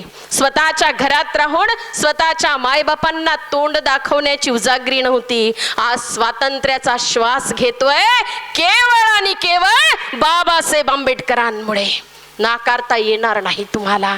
कलम 42 काय सांगतं की नोकरी करणाऱ्या कुठल्याही संस्थांमध्ये, कुठल्याही कंपनीमध्ये ज्या काही माझ्या भगिनी आहे यांना प्रसूतीच्या रजा मिळाल्या पाहिजे. पूर्वी 3 महिन्याच्या मिळायच्या, आता 6 महिन्याच्या मिळतात. ही तरतूद कोणी केली? बाबासाहेब आंबेडकरांनी केली ना. तुमचा माय म्हणून जगला, तुमचा बाप म्हणून जगला, तरी तुम्ही असं आणि तसं किंतु परंतु करतच राहता गड्या. तुमच्याही पुढे हात जोडले बाबा, किती सुधरावा तुम्हाला. तुम्ही काही केल्या सुधरवून राहिले नाही, पण प्रयत्न आपल्याला करावे लागतील. भगिनी सुधरत नाही म्हणून सोडून द्यायचं नाही. प्रयत्नांत यश आहे आणि ट्राय अगेन अँड अगेन. आपण जितके प्रयत्न करू तेवढं सक्सेस झाल्याशिवाय मात्र आपण राहत नाही. आणि म्हणून मैत्रिणींनो, मी आपल्याला सांगितलं पाहिजे की भरपूर असं काम बाबासाहेब आंबेडकरांनी आपल्यासाठी केलं. रमाईचा त्याग, रमाईचा संघर्ष या पाठीमागे आहे आणि म्हणून आपल्यालाही तो संघर्ष विसरता येणार नाही. आपल्यातल्या कलागुणांची जोपासना आम्हाला करावी लागेल. आमच्याकडे जे असेल, अजूनही समाज आमची वाट पाहतो आहे. आमचं भलं झालं म्हणून सगळा समाज सुधारला असं नाही. जे जे आमच्याकडे असेल ते देण्याचा प्रयत्न या समाजाला आम्ही केला पाहिजे. मग आमच्याकडे जर शिक्षण असेल तर शिक्षण देण्याचा प्रयत्न करा. आमच्याकडे जास्तीचे कपडे असेल तर ज्यांना कपडे नाही त्यांना घालण्यासाठी कपडे द्या. खूप खातोय आम्ही, राहिलेला फेकून देतो, बिलकुल फेकू नका. ज्यांच्याकडे अन्न नाही त्यांना खाण्यासाठी अन्न द्या. या पद्धतीचं काम तुम्हाला करावं लागेल. ही जे काही विषमतावादी परिस्थिती आहे, आज ही जातीयवाद संपला नाही, धर्मवाद संपला नाही, महिलांवरचे अन्याय अत्याचार संपले नाही. तुम्ही पाहता आहात की साधू काय तुफान मचवून राहिले प्रयागराज मध्ये. अरे उघडे बोडखे नंगे साधू काय काय करून प्रताप करून राहिले. काय देशात स्त्रिया राहत नाही? मी कुठल्याही जाती धर्मावर टीका टिप्पणी करणार नाही, तो अधिकार माझा नाही. कारण माझ्या बापानेच प्रत्येक धर्मानुसार पूजा अर्चा करण्याचं स्वातंत्र्य देशाच्या संविधानात दिलेलं आहे. मग मी टीका टिप्पणी करणार नाही, पण वास्तव देखील सांगितल्याशिवाय राहणार नाही. कोणी बोलत नाही या विषयावर. उघड्या डोळ्यांनी आमच्या भगिनींनी हे सगळं चित्र पाहावं. असा देश तुम्ही चालवताय, कुठे घेऊन चाललंय देशाला, यावर देखील आपण बोललो पाहिजे. आणि मैत्रिणींनो, भरपूर वेळ झाला, 1 तासापेक्षा समोर घड्याळचा काटा निघून गेलेला आहे. माझी ट्रेन आहे 10 वाजताची. जवळपास मला इथून 1 तास जायला लागेल रेल्वे स्टेशनवर. म्हणून इतका वेळ आपण मला ऐकून घेतला त्याबद्दल सगळ्यांचे या ठिकाणी मी आभार मानते. मला इथे बोलवलं माझी भगिनी स्मिता बडवाने हिच्या माध्यमातून आणि सन्माननीय कसबेताई यांनी हा जो काही स्टेज मला संधी या ठिकाणी उपलब्ध करून दिली त्याबद्दल त्यांचे शतशः या ठिकाणी आभार मानते आणि इथेच थांबते. जय भीम, जय भारत. विद्याताईंनी आपल्याला बहुमूल्य मार्गदर्शन केले. सर्वप्रथम त्यांनी आपल्या विहाराची प्रशंसा केली, ते ऐकून आम्ही फारच भारावलो. रमाबाई आणि बाबासाहेब यांच्या जीवनाविषयी आम्हाला अमूल्य मार्गदर्शन व माहिती दिली. यानंतर मी प्राध्यापक शैलजाताई अरविंद सांगळे यांचा परिचय करून देण्यासाठी स्नेह लिंगवले ही आमंत्रित करते. येथे जमलेल्या सर्वांना माझा सप्रेम जय भीम. व्यासपीठावरील मान्यवरांचे मी सहर्ष स्वागत करत आहे. माझे नाव स्नेह लिंगवले. सर्वांना माझ्याकडून रमाई जयंतीच्या खूप खूप शुभेच्छा. आजच्या प्रमुख पाहुण्या आपल्याला लाभलेल्या शैलजा अरविंद सांगळे. थोडक्यात त्यांचा परिचय देते. त्यांचे शिक्षण पुणे विद्यापीठामध्ये BA भूगोल प्रथम क्रमांकाने उत्तीर्ण, ग्रहभ्रमण यंत्र संशोधन पारितोषिक विजेत्या, पुणे विद्यापीठ MA भूगोल द्वितीय क्रमांकाने उत्तीर्ण. त्यांनी एकूण 28 वर्ष महाविद्यालयात नोकरी केली. शैक्षणिक कार्यामध्ये 12 वर्ष मुंबई येथे महाविद्यालयात अध्यापक पदावर नोकरी, तसेच मुंबई व पुणे येथील महाविद्यालयात प्राचार्यपदी 16 वर्ष नोकरी. त्यांनी राज्य प्रज्ञाशोध व राष्ट्रीय प्रज्ञाशोध परीक्षेचा अभ्यास करणाऱ्या विद्यार्थ्यांना 10 वर्ष मार्गदर्शन केले. इतर शैक्षणिक कार्याबाबत बोलायचे झाले तर 2000 ते 2005 मध्ये मुंबई विद्यापीठाचे सिनेट सदस्य म्हणून कार्यरत होत्या. नॅक समितीवर नेमणूक तसेच महाविद्यालयीन परीक्षांसाठी भरारी पथकवर कार्य केले. मुंबई विद्यापीठाच्या खजिनदार, सेक्रेटरी, उपाध्यक्ष इत्यादी पदांची जबाबदारी सांभाळली. त्यांचे लेखन कार्य म्हणजे एकूण 19 पुस्तकांचे लेखन आणि प्रकाशित, 8 पुस्तके भूगोल विषयावर, 8 संदर्भ पुस्तके पर्यावरणाच्या अभ्यासावर, इतर 3 पुस्तके वेळाच्या वाटा, सागर महासागर, महाराष्ट्राच्या महिला उद्योजिका यांचे लेखन केले आहे. त्यांनी मुक्तपत्रिका केली आहे. सकाळ, महाराष्ट्र टाइम्स, लोकसत्ता, केसरी इत्यादी नावाजलेल्या वर्तमानपत्रांतून तसेच विविध दिवाळी अंकातून, नियतकालिकातून महिला, पर्यावरण, पर्यटन, सामाजिक प्रश्न, मुलाखती आणि समुपदेशन इत्यादी 800पेक्षा जास्त लेख प्रकाशित केले आहेत. आकाशवाणीवर देणे निसर्गाचे यासाठी लेखन केलेले आहे. दूरदर्शनच्या सह्याद्री वाहिनीसाठी हॅलो सखी या फोन इन कार्यक्रमात सहभाग. एकूण 15 पुरस्कार त्यांना मिळाले आहेत.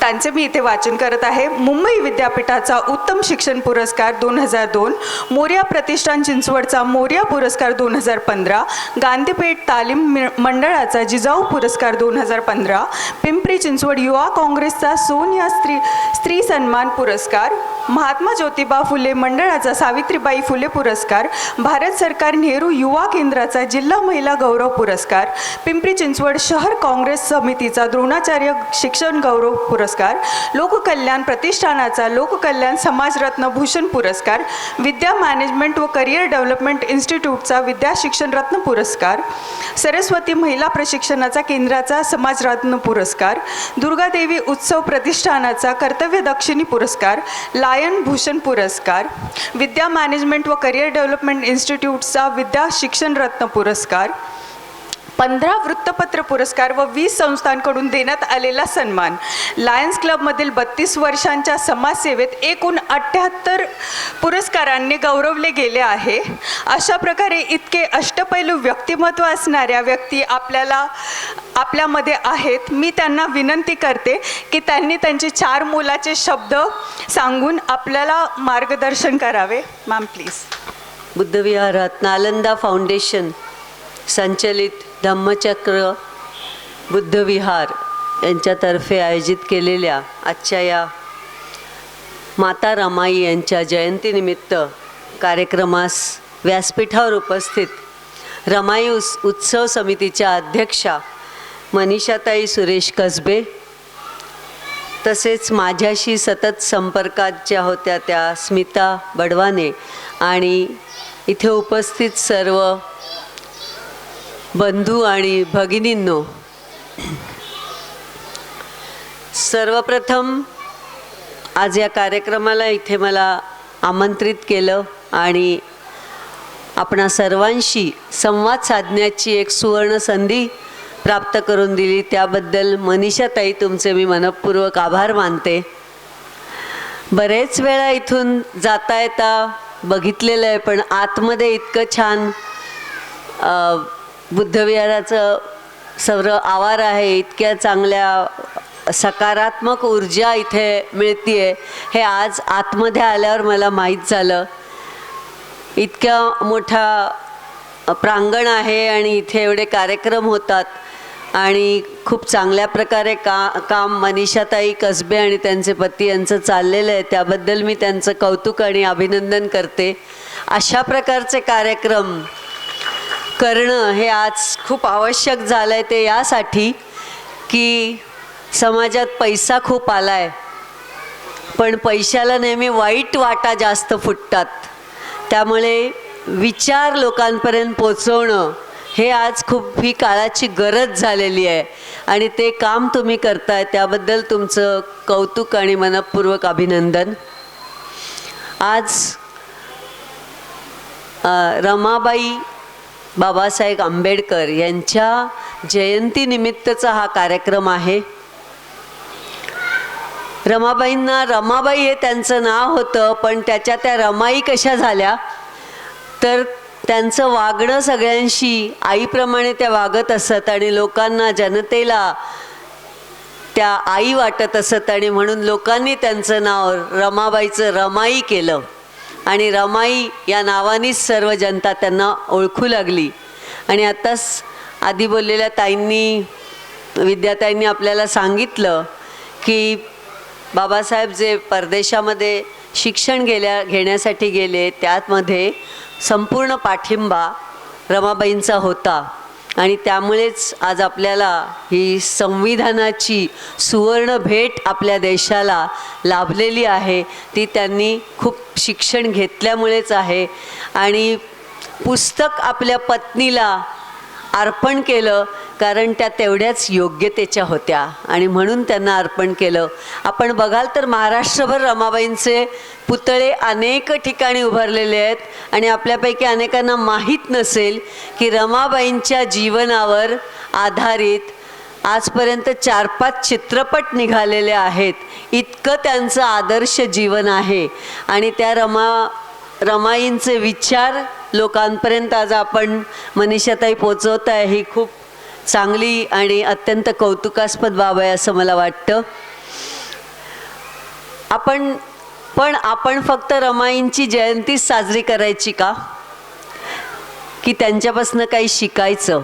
आणि म्हणून आजचा माझा विषय आहे महिला सक्षमीकरण. रमाई एक अत्यंत सक्षम महिला होत्या आणि त्यांच्यापासून आपण सक्षम बनायला शिकलं पाहिजे. म्हणून महिला सक्षमीकरण हा विषय आजच्या या जयंतीनिमित्त सुसंगत असा आहे असं मला वाटतं. महिला सक्षमीकरण म्हणजे काय? खूप चुकीचे अर्थ महिला सक्षमीकरणाचे लावले जातात. आता आधीच्याही वक्त्यांनी सांगितलं आणि मीही तेच सांगते की विशेषतः तरुण मुलींना असं वाटतंय की सक्षमीकरण म्हणजे पुरुषांची बरोबरी करायची, पुरुषांसारखं वागायचं, त्यांच्यासारखे कपडे घालायचे, त्यांच्यासारख्या आपण यार वगैरे भाषेमध्ये बोलायचं आणि पुरुषांच्या बरोबरीने सारखं वागायचं. याला सक्षमीकरण म्हणत नाहीत. खूप चुकीचं संकल्पना सक्षमीकरणाच्या आहेत. सक्षमीकरणाचे मला समजलेले 2च महत्त्वाचे अर्थ आहेत. आणि यातला पहिला अर्थ आहे तो म्हणजे आपल्यामधल्या असलेल्या सगळ्या क्षमतांचा, गुणांचा वापर करून आपण स्वतःला सिद्ध करणं, स्वतः कुठल्या तरी क्षेत्रात नाव कमावणं, स्वतः कुठल्या तरी क्षेत्रात काम करणं आणि तिथे आपण यशोमंदिराचा कळस गाठणं. मग ते शैक्षणिक क्षेत्र असेल, सामाजिक असेल, आणखी काही गोरगरिबांसाठी काम करणं असेल, काहीही असेल, एखादा व्यवसाय असेल, एखादी उद्योजिका असेल, एखादी लेखिका असेल, एखादी सूत्रसंचालन करणारी उत्तम बोलणारी भगिनी असेल, पण कुठल्या तरी क्षेत्रात ज्या आपल्या गुणांच्या आधारे मोठं नाव करणं, स्वतःला सिद्ध करणं, स्वतःला ओळखणं, ह्याला म्हणतात सक्षमीकरण. सक्षमीकरणाचा दुसरा अर्थ आहे जो बाबासाहेब आंबेडकरांनी आपल्याला सांगितलाच आहे की अन्याय अत्याचार सहन करू नका. पंढरपूरच्या देवळात जर दलितांना प्रवेश नसेल तर तिथे सत्याग्रह करून, उपोषण करून तो प्रवेश आपण मिळवला पाहिजे. हे आपल्याला बाबासाहेबांनी शिकवलं आणि तेच मी आता तोच अर्थ मला इथे सांगायचा आहे की महिलांवरती आपल्या सामाजिक रूढी, परंपरा, चालीरीती आणि पुरुषप्रधान संस्कृतीचा पगडा इतका आहे की त्यामुळे महिलांवर अनेक अन्याय अत्याचार होत आहेत. या अन्याय अत्याचाराचा सक्षमपणे, धीराने, धीटपणे सामना करणं आणि त्याचा नायनाट होईपर्यंत चिकाटीने लढत देणं म्हणजे महिला सक्षमीकरण. हे 2 महत्त्वाचे अर्थ आहेत. त्यातला पहिला अर्थ मी सांगितला तो आपल्या गुणांचा विकास. महिला म्हणजे अनेक गुणांचा खजिना आहे. म्हणून असं म्हणतात की स्त्री शक्ती ही दिव्य शक्ती आहे. तुम्ही बघा, जेव्हा महिषासूर राक्षसाने उच्छाद मांडला होता, कोणालाही तो ऐकत नव्हता. अनेक देवांनी सगळी शस्त्र वापरून त्याला हरवण्याचा प्रयत्न केला, पण ते देवांना जमलं नाही. शेवटी देव सगळे हारले आणि त्यांनी दुर्गा देवीला आपली सगळी शस्त्र देऊन टाकली सर्व देवांनी आणि सांगितलं की तू लढ आणि महिषासुराचा राक्षसाचा वध कर. आणि दुर्गा देवी 9 दिवस आपल्या देवांच्या सगळ्या शस्त्रांनी महिषासूर राक्षसाबरोबर लढली आणि अत्यंत धीराने आणि खंबीरपणे लढल्या. आणि मग दुर्गादेवीनी 10व्या दिवशी महिषासूर राक्षसाचा वध केला. म्हणून आपण विजयादशमी साजरी करतो. त्याच्यासाठी आपण दसरा साजरा करतो. जे काम पुरुष देवांना जमलं नाही ते दुर्गादेवीनी करून दाखवलं. ही तिसरी दिव्य शक्ती. आणि म्हणूनच आपल्या सगळ्या देवता आपल्या सगळ्यांसाठी देवता आहेत. अन्नाची देवता अन्नपूर्ण आहे. लक्ष्मीची देवता धनाची देवता लक्ष्मी आहे. विद्येची देवता सरस्वती आहे. आणि सर्व दुर्जनांचा नायनाट करणारी ती दुर्गादेवी. अशी सगळी देवानी सगळी खाती, जसं मंत्र्यांना वेगवेगळी खाती वाटप होतं तशी देवानी सगळी खाती आपल्या महिलांकडे दिलेली आहेत. कारण महिला तेवढ्या सक्षम आहेत. परंतु त्याचा विकास काहीच महिलांनी केला आहे. सगळ्या महिलांनी आपला विकास केला नाही. हाताच्या बोटावर मोजण्या इतक्या सावित्रीबाई आहेत, ताराबाई आहेत, झाशीची राणी आहे, जिजाबाई आहेत, रमाबाई आहेत. अशा थोड्या महिला आहेत ज्यांनी या पूर्वीच्या काळातल्या आणि आत्ताच्याही काळातल्या काही महिला आहेत की ज्या सक्षम बनल्या आहेत. परंतु सगळ्या महिला का सक्षम बनत नाहीत? सगळ्या महिलांमध्ये सगळे गुण आहेत. मग प्रत्येक महिला अशी सक्षम का होत नाही आहे? आपल्यामध्ये खूप गुण आहेत पण आपण स्वतःला ओळखत नाही आहे. आपण स्वतःला आधी ओळखलं पाहिजे. आपल्यामधल्या क्षमता ओळखल्या पाहिजेत. त्या आपण ओळखत नाही. ती एक छोटीशी गोष्ट आहे की एकदा एका प्राणी संग्रहालयामध्ये एक कावळा असाच उडत उडत गेला आणि तिथे त्याने बघितलं तर एका छोट्या तळ्यामध्ये हंस पक्षी, बदक, पांढरे शुभ्र हंस पक्षी पोहत होते आणि लोक त्यांचे फोटो काढत होते. ते पाहून कावळ्याला अतिशय दुःख झालं. इतकं सुंदर हंस पक्षी, त्याची डौलदार मान आणि काय डौलामध्ये पोहतायत आणि लोक त्यांचे फोटो काढतायत. कावळ्याला वाटलं बघा मी तर लोकांच्या खिडकीच्या बाहेरच्या बाजूला बसलो तरी मला लोक हुसकावून लावतात. फोटो काढायची तर फार लांबची गोष्ट राहिली. त्याला फार वाईट वाटलं. तो त्या हंस पक्षाला म्हणाला तू किती भाग्यवान आहेस की इतका सुंदर तुला रूप देवाने दिलंय. लोक तुझे फोटो काढतायत, कौतुक करतायत. नाहीतर मी बघ कसा काळा आणि कुरूप. तेव्हा हंस पक्षी त्याला म्हणाला अरे मी तर काहीच नाही, थोडा पुढे जा तुला आणखी छान पक्षी दिसेल. पुढे गेला तर तिथे त्याला पोपट दिसला. इतका सुंदर पोपटी रंग, लाल चुटूक छान अशी चोच. आणि हे सगळं पाहून पुन्हा कावळ्याला आणखीच न्यूनगंड निर्माण झाला, वाईट वाटलं. आणि मग तो त्याला जे हंस पक्षाला म्हणाला तेच पोपटाला म्हणाला तू इतका सुंदर, इतका छान तुझा रंग आणि मी असा. तेव्हा पोपट म्हणाला आणखी पुढे जा, एक छान पक्षी तुला दिसेल. आणि पुढे जाऊन पाहतो तर मोर दिसल्यावर तर कावळ्याचं आणखीच दुःख वाढलं. आणि मोराची इतकी सुंदर डौलदार मान, त्याच्यावरती तुरा, छान सुंदर तो मानेचा रंग आणि इतका सुंदर पिसारा. आणि ते पिसाऱ्यावरची नक्षी बघून पुन्हा कावळा त्याला तेच म्हणाला. तेव्हा मोरानी काय सांगितलं ते आपण सगळ्या महिलांनी आणि सगळ्यांनीच लक्षात ठेवलं पाहिजे. आणि ते म्हणजे आपण स्वतःला ओळखलं पाहिजे, जे कावळ्याने स्वतःला ओळखलं नाही. मोर त्याला म्हणाला अरे कावळ्या तू कुरूप आहेस, तुझा रंग काळा आहे, तू दिसायला सुंदर नाही, तुला लोक हुसकून लावतात, बरोबर आहे. परंतु तू कुरूप आहेस म्हणूनच तुला इथे प्राणी संग्रहालयामध्ये पिंजऱ्यामध्ये कोणी डांबून ठेवत नाही. आम्ही सुंदर आहोत, आमचं रूप छान आहे, रंग छान आहे आणि म्हणून आम्हाला इथे प्राणी संग्रहालयात 4 भिंतीच्या आत कोंडून ठेवलं आहे. आम्हाला जे अन्न टाकलं जातं ते आम्ही खातो. आम्हाला पंख असून आम्हाला इथे उडता येत नाही कारण या छोट्याशा पिंजऱ्यामध्ये आम्ही बंद आहोत. तू मात्र मुक्त आहेस, तुला आकाशात भरारी घेता येते, तुला स्वतःचं मनाप्रमाणे अन्न शोधता येते. आता तूच विचार कर भाग्यवान कोण, तू का आम्ही? असं मोराने म्हटल्यावर कावळ्याला स्वतःचं महत्त्व कळतं आणि त्या दिवशी कावळा स्वतःला ओळखतो. तसं आपली गत होते, आपल्यामध्ये चांगले गुण आहेत, आपल्यात काय चांगलं आहे हे आपल्याला माहीत नसतं आणि मग आपले गुण आपण ओळखल्याशिवाय आपण स्वतःचा विकास करूच शकत नाही. आणि म्हणून मला सगळ्या भगिनींना सांगायचं की स्वतःला ओळखा, त्याशिवाय तुम्ही सक्षम बनणार नाही. आत्ता जर मी इथे कागद दिला सगळ्यांना आणि सांगितलं, कागदावर जर तुम्हाला लिहायला सांगितलं की तुमचे 5 चांगले गुण लिहा आणि 5 वाईट गुण लिहा आणि त्याच कागदावरती तुमच्या मैत्रिणींचे 5 चांगले गुण लिहा आणि 5 वाईट गुण लिहा.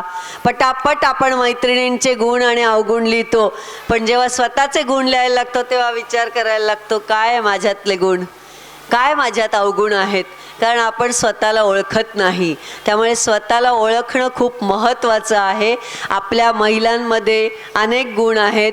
मेहनत, चिकाटी, काटकसरी वृत्ती, माणसं ओळखण्याची कला, माणसांना सांभाळण्याची कला, इगोचाही अभाव असतो आपल्यामध्ये, सगळ्यांशी मिळतं जुळतं घेण्याची आपली वृत्ती असते आणि या सगळ्या गोष्टींमुळे आपण कुठल्याही क्षेत्रामध्ये नाव निश्चित कमवू शकतो. आपलं काम फत्ते करून आपण स्वतःला सिद्ध करूच शकतो. परंतु आपली गाडी 2 गोष्टींनी अडते. पहिली म्हणजे घरून पाठिंबा नसणे. आपल्याला काही करायचं असेल तर आपल्याला धक्कापट्टी लागते. पुरुषांना हे लागत नाही, महिलांना मात्र धक्कापट्टी लागते. आपल्याला पिकनिकला जायचं असेल तरी घरची परवानगी लागते. आपल्याला खूप जायचं आहे पण घरून परवानगी मिळाली तरच आपण जाणार. त्यामुळे ही घरून पाठिंबा ही आपली फार मोठी फार मोठी अडचण आहे. परंतु रतन टाटा यांनी खूप छान सांगितलं आहे. त्यांनी म्हटलं आहे, महिलेला सक्षम बनायचं असेल तर 5 पायऱ्यांमधनं जावं लागेल, 5 स्टेजेसमधनं जावं लागतं. पहिली म्हणजे हसू होणे. तुम्ही जर काही ठरवलं की कुठल्या क्षेत्रात काम करायचं आहे तर तुमचं घरामध्ये हसू होणार. दुसरं म्हणजे विरोध. तुम्ही समजा एक व्यवसाय करायचं ठरवलं किंवा काही करायचं ठरवलं तर घरून विरोध होणार. खूप कॉम्पिटिशन आहे, मार्केटमध्ये असं आहे तसं आहे आणि तुम्हाला विरोध होणार. तिसरं आहे ते म्हणजे दखल. जेव्हा तुम्ही विरोधालाही न जमवता आपलं काम सुरू करता तेव्हा मग तुमच्या कामाची दखल घेतली जाते आणि विचारपूस केली जाते की काय जमतंय का काम. जी मंडळी विरोध करतात तीच मंडळी विचारतात. चौथी आहे ती सहकार्य. हळूहळू घरातली मंडळी तुम्हाला मदत करू लागतात. तुम्ही जर काहीतरी काम करत असाल, काही व्यवसाय करत असाल तर पती म्हणतात मी त्या बाजूला चाललं आहे, बँकेत चाललो आहे, तुझा चेक भरायचा असेल तर दे. सहकार्याची भूमिका होते आणि मग शेवटी समाजाने कौतुक केल्यावर तुमचं कौतुक होतं. त्यामुळे हे लक्षात ठेवा की पाठिंब्यासाठी थांबायचं नाही आहे. आणि दुसरं आहे अडचण आपली ती आत्मविश्वासाचा अभाव.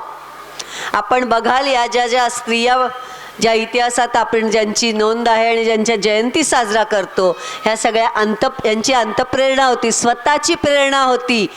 आत्मविश्वास हा स्वतःच्या प्रेरणेतून येत असतो आणि म्हणून आत्मविश्वास खूप महत्त्वाचा आहे. स्वतःवर विश्वास ठेवा आणि स्वतःसाठी स्वतःच हे करणार आहे, मला हे करायचं आहे, मी हे करू शकणार आहे आणि मी हे करणार आहे, याला म्हणतात आत्मविश्वास. तो तुमच्यामध्ये असला पाहिजे तरच तुम्ही सक्षम बनू शकता.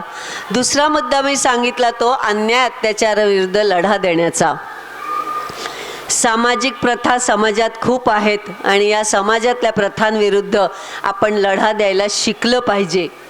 आज भारतामध्ये जगातील 40% बालविवाह फक्त भारत देशात होतात.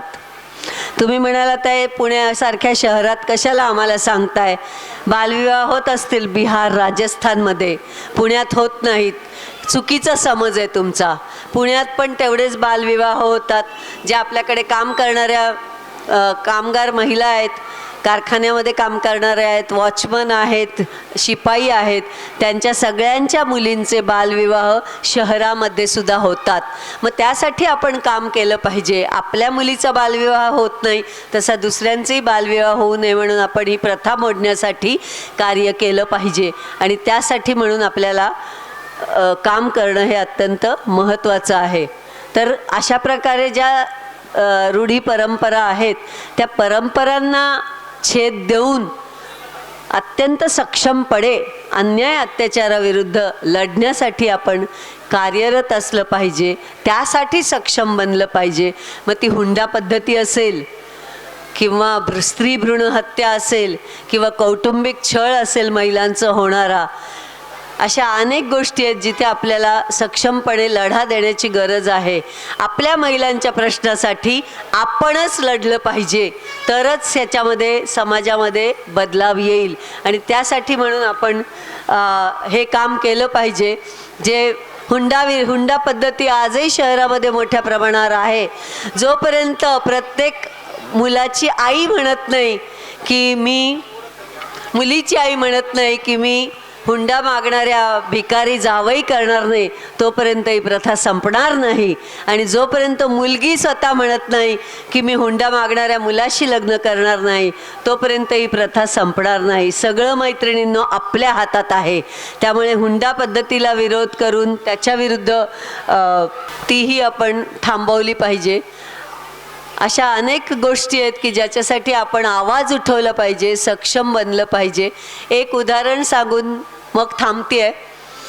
साधी गोष्ट आहे आपल्या महिलांसाठी. गावागावांमध्ये शौचालय नसतात आणि त्यासाठी सुद्धा आजपर्यंत कोणीही आपण महिला आवाज काढत नाहीत, केलाच नाही. परंतु मध्य प्रदेशातली एक अनिता नरे नावाची मुलगी लग्न होऊन सासरी आली. तिला लक्षात आलं घरात शौचालय नाही.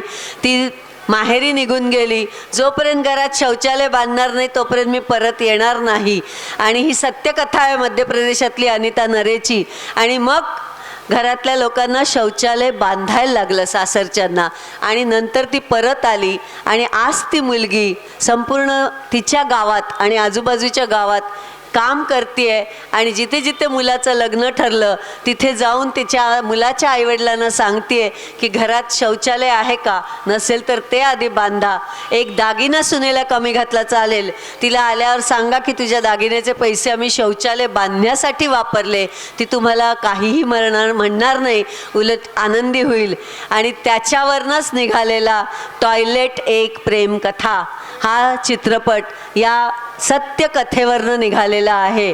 आणि त्यामुळे अशा छोट्या छोट्या गोष्टींसाठी आपण आवाज उठवला. एकच भारतात महिला निघाली, अनिता नरे, जिने या प्रश्नावर आवाज उठवला. आणि त्यातनं आता जागृती होऊन बहुतेक गावांमध्ये ही समस्या सोडवण्याचा प्रयत्न चालू आहे. त्यामुळे सक्षम बनणं म्हणजे आपण अन्याय अत्याचाराविरुद्ध लढा देणं आणि आपल्याला स्वतःला सिद्ध करणं होय, असं मला वाटतं. वेळेअभावी बाकीचे माझे विचार मी इथे मांडू शकले नाही, परंतु खूप वेळ झालेला आहे आणि मला इथे थांबायला पाहिजेत. आपण बोलवलं त्याबद्दल खूप खूप धन्यवाद. यांनी आपल्याला महिला सबलीकरण काय असतं याविषयी अमूल्य मार्गदर्शन केले. यानंतर मी आपल्या सर्वांच्या लाडक्या आणि आजच्या कार्यक्रमाच्या अध्यक्षा मनीषाताई सुरेशजी कसबे यांचा परिचय करून देण्यासाठी स्मितासाई बडवाणी यांना आमंत्रित करते. कार्यक्रमाला बराच वेळ झालेला आहे आणि आमचे काही सांस्कृतिक कार्यक्रम आहेत ते पण इथे थांबलेले आहेत. पण अध्यक्ष खूप महत्त्वाचा असतो कार्यक्रमाचा आणि त्यांच्यासाठी काही एक म्हणजे त्यांच्याबद्दल मला थोडा छोटा परिचय द्यायचा आहे. तुमच्या ऐकण्याची मनस्थिती आहे का?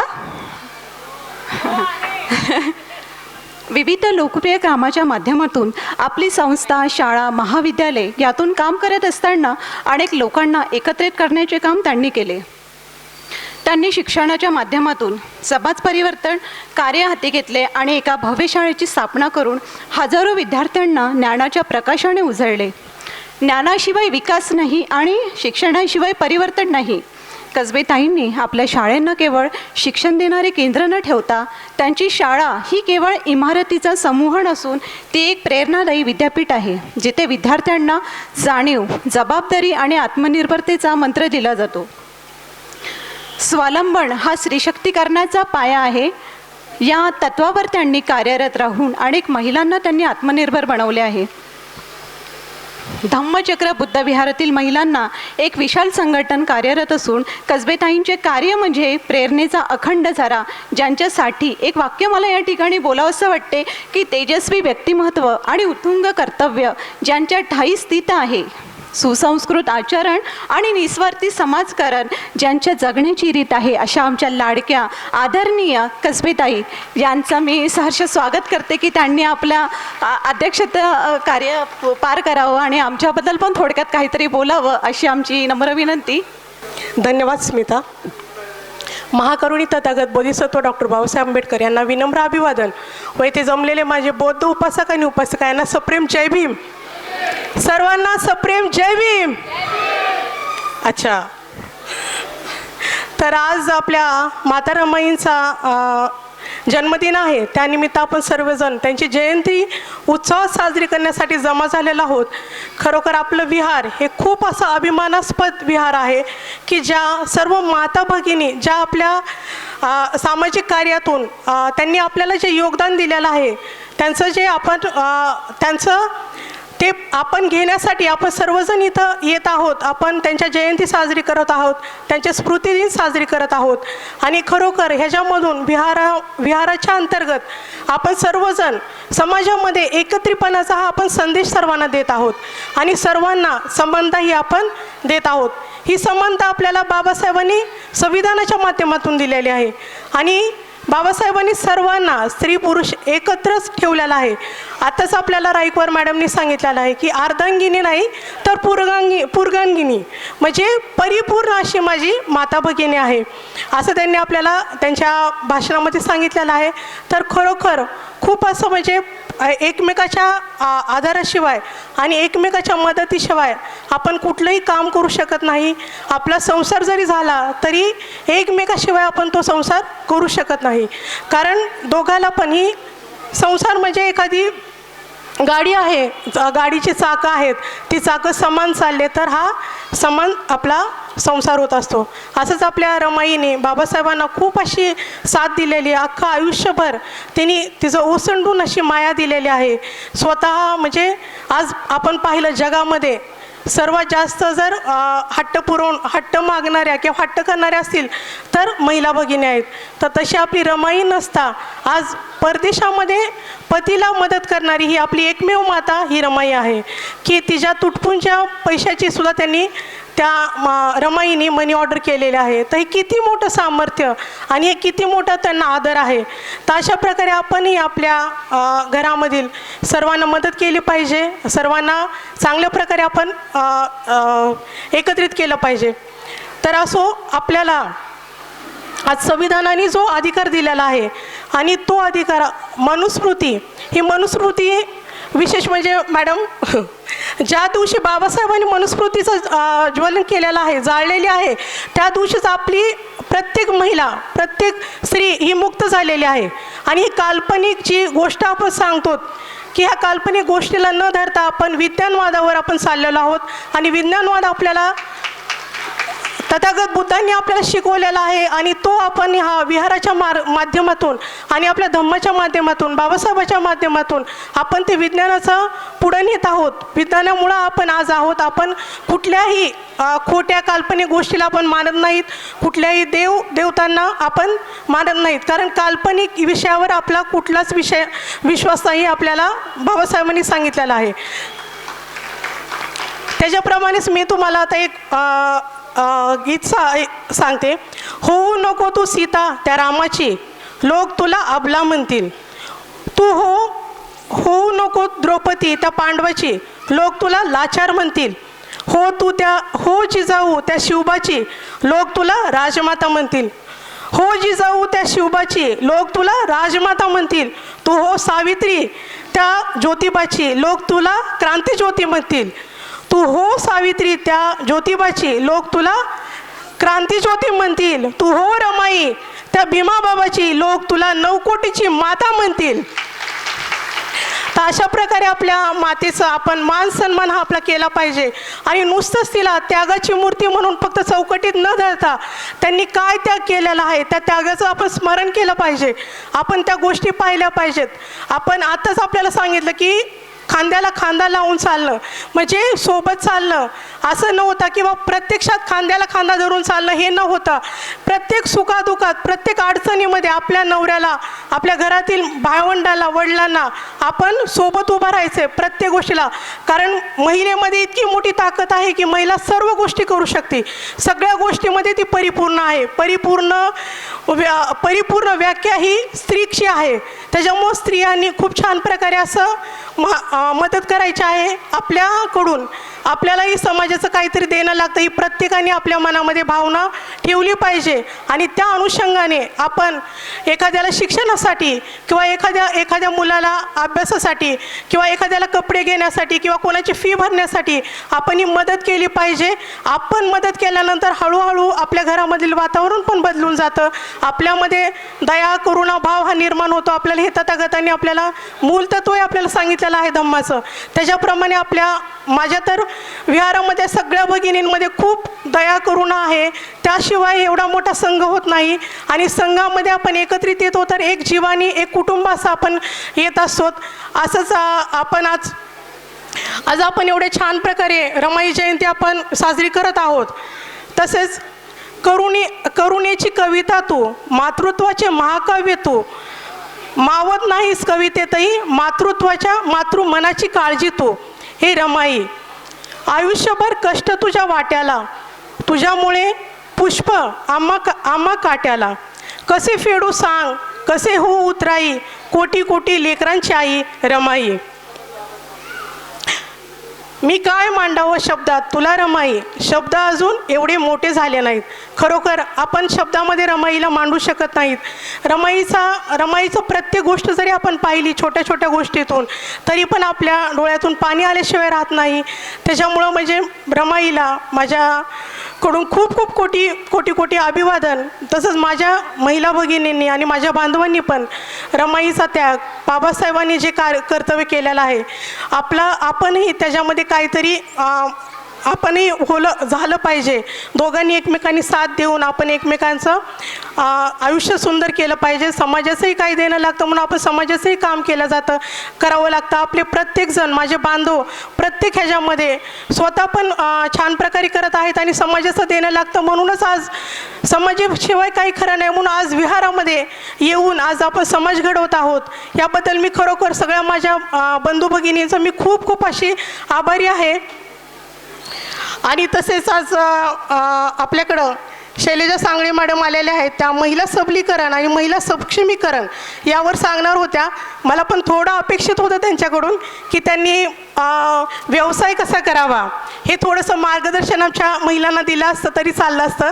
तसेच विशेष म्हणजे मॅडम आमच्याकडं बचत गट पण आहेत आणि बचत गटाच्या माध्यमातून आमच्या दोघी-तिघी महिला आहेत, त्या खूप छान प्रकारे त्या गट चालवत आहेत आणि वेगवेगळे व्यापार पण करत आहेत. सान्यताई आहेत आणि अशा प्रकारे 2-3 महिला आहेत, त्या पण म्हणजे खूप प्रयत्न करत आहेत.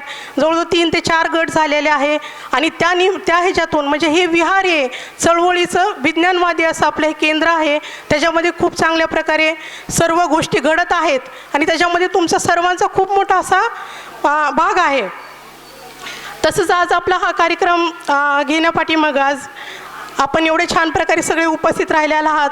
विशेष म्हणजे मी आभार व्यक्त करते आपल्या प्रमुख पाहुण्यांचा तर करतेच आभार मी. तसंच आपल्याला जे सूत्रसंचालन केलेलं आहे माझी मुलगी वैशाली दामोदरे, हिचं पण मी खूप खूप असा आभार करू इच्छिते. कारण तसं पाहिलं तर ती शिक्षिका आहे आणि वेळ नाही आहे तरी पण वेळात वेळ काढून ते दोघं पती पत्नी कुटुंब पूर्ण वेळ आपल्या विहाराला जातात. त्याबद्दल मी तिचे खूप खूप आभार करू इच्छिते. तसंच माझी पुतणी स्नेहल इंगवले, ती पण IT इंजिनियर आहे पण त्याच्यामधून पण वेळात वेळ काढून तिने आलेली आहे आणि तिने पण सूत्रसंचालन केलं आहे. तसेच आपल्या सर्वांची लाडकी अशी स्मिता बडवाने, तर स्मिताला पण कोणतीही जबाबदारी दिली तर स्मिता लगेच उभा राहत असते आणि करत असते. तसेच आपल्या सारिकाताई सोनकांबळे, त्या पण सगळ्या गोष्टीला हजर असतात, सगळ्यांच्या आधी उपस्थिती असते आणि सर्व कामामध्ये म्हणजे मला महिलांचं एवढं कौतुक वाटतं की आपला मानपान न धरता प्रत्येक गोष्टीला जिथं कमी तिथं आम्ही अशा म्हणणाऱ्या माझ्या भगिनी आहेत आणि भगिनींचं खरोखर खूप खूप मी अभिनंदन करू इच्छिते. तसंच माझे बांधव पण आहेत जे पडद्यामागं राहून पण खूप चांगल्या प्रकारे काम करतात. आज आपला सर्वजण एवढे जण जेवणासाठी वगैरे तर त्याच्यासाठी पण ते खूप चांगली अशी मदत करतात. तर अशा प्रकारे आपण सर्वांनी आज इथं वेळात वेळ काढून आलात आणि आपण रमाई जयंती साजरी केलेली आहे चांगल्या प्रकारे. तर मी माझं अध्यक्षीय भाषण येतच थांबवते. आपल्या बालकलाकारांचे जे काही छोटे कार्यक्रम आहेत त्यांनी साजरीकरण आता ह्याच्यानंतर आपण घेऊया मुलांचं पण.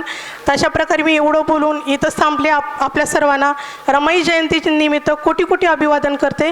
धन्यवाद. जय भीम. धन्यवाद ताई. खरंच मनीषाताई कसबे आपल्यासाठी प्रेरणादायी आहेत. आपल्या धम्मचक्र बुद्धविहारात विविध कलागुण सादरीकरणाचे कार्यक्रम होत असतात, विविध उपक्रम होत असतात. त्यासाठी खास करून आमच्या महिलांसाठी त्या एवढ्या खंबीरपणे उभ्या राहतात. आज मी इथे जी काही आहे ती फक्त ताईमुळे, त्यामुळे मी त्यांचे खूप खूप धन्यवाद म्हणते. बाबासाहेबांना विद्वत्तेच्या उच्च शिखरावर नेणारी दिव्य शक्ती, जिनं बाबासाहेबांना सुखदुःखात खंबीरपणे साथ दिली, जिनं आपल्या पतीकडे कधीही कसलाही हट्ट धरला नाही, कधी रुसली देखील नाही. पहाटे उठून गोवऱ्या शेळी थापून, कोळसा वेचून, पैपैका जमवून, घर खर्च चालवून उरलेला पैसा बाबासाहेबांना शिक्षणासाठी दिला. सोन्यासारखा लागलेला हा संसार.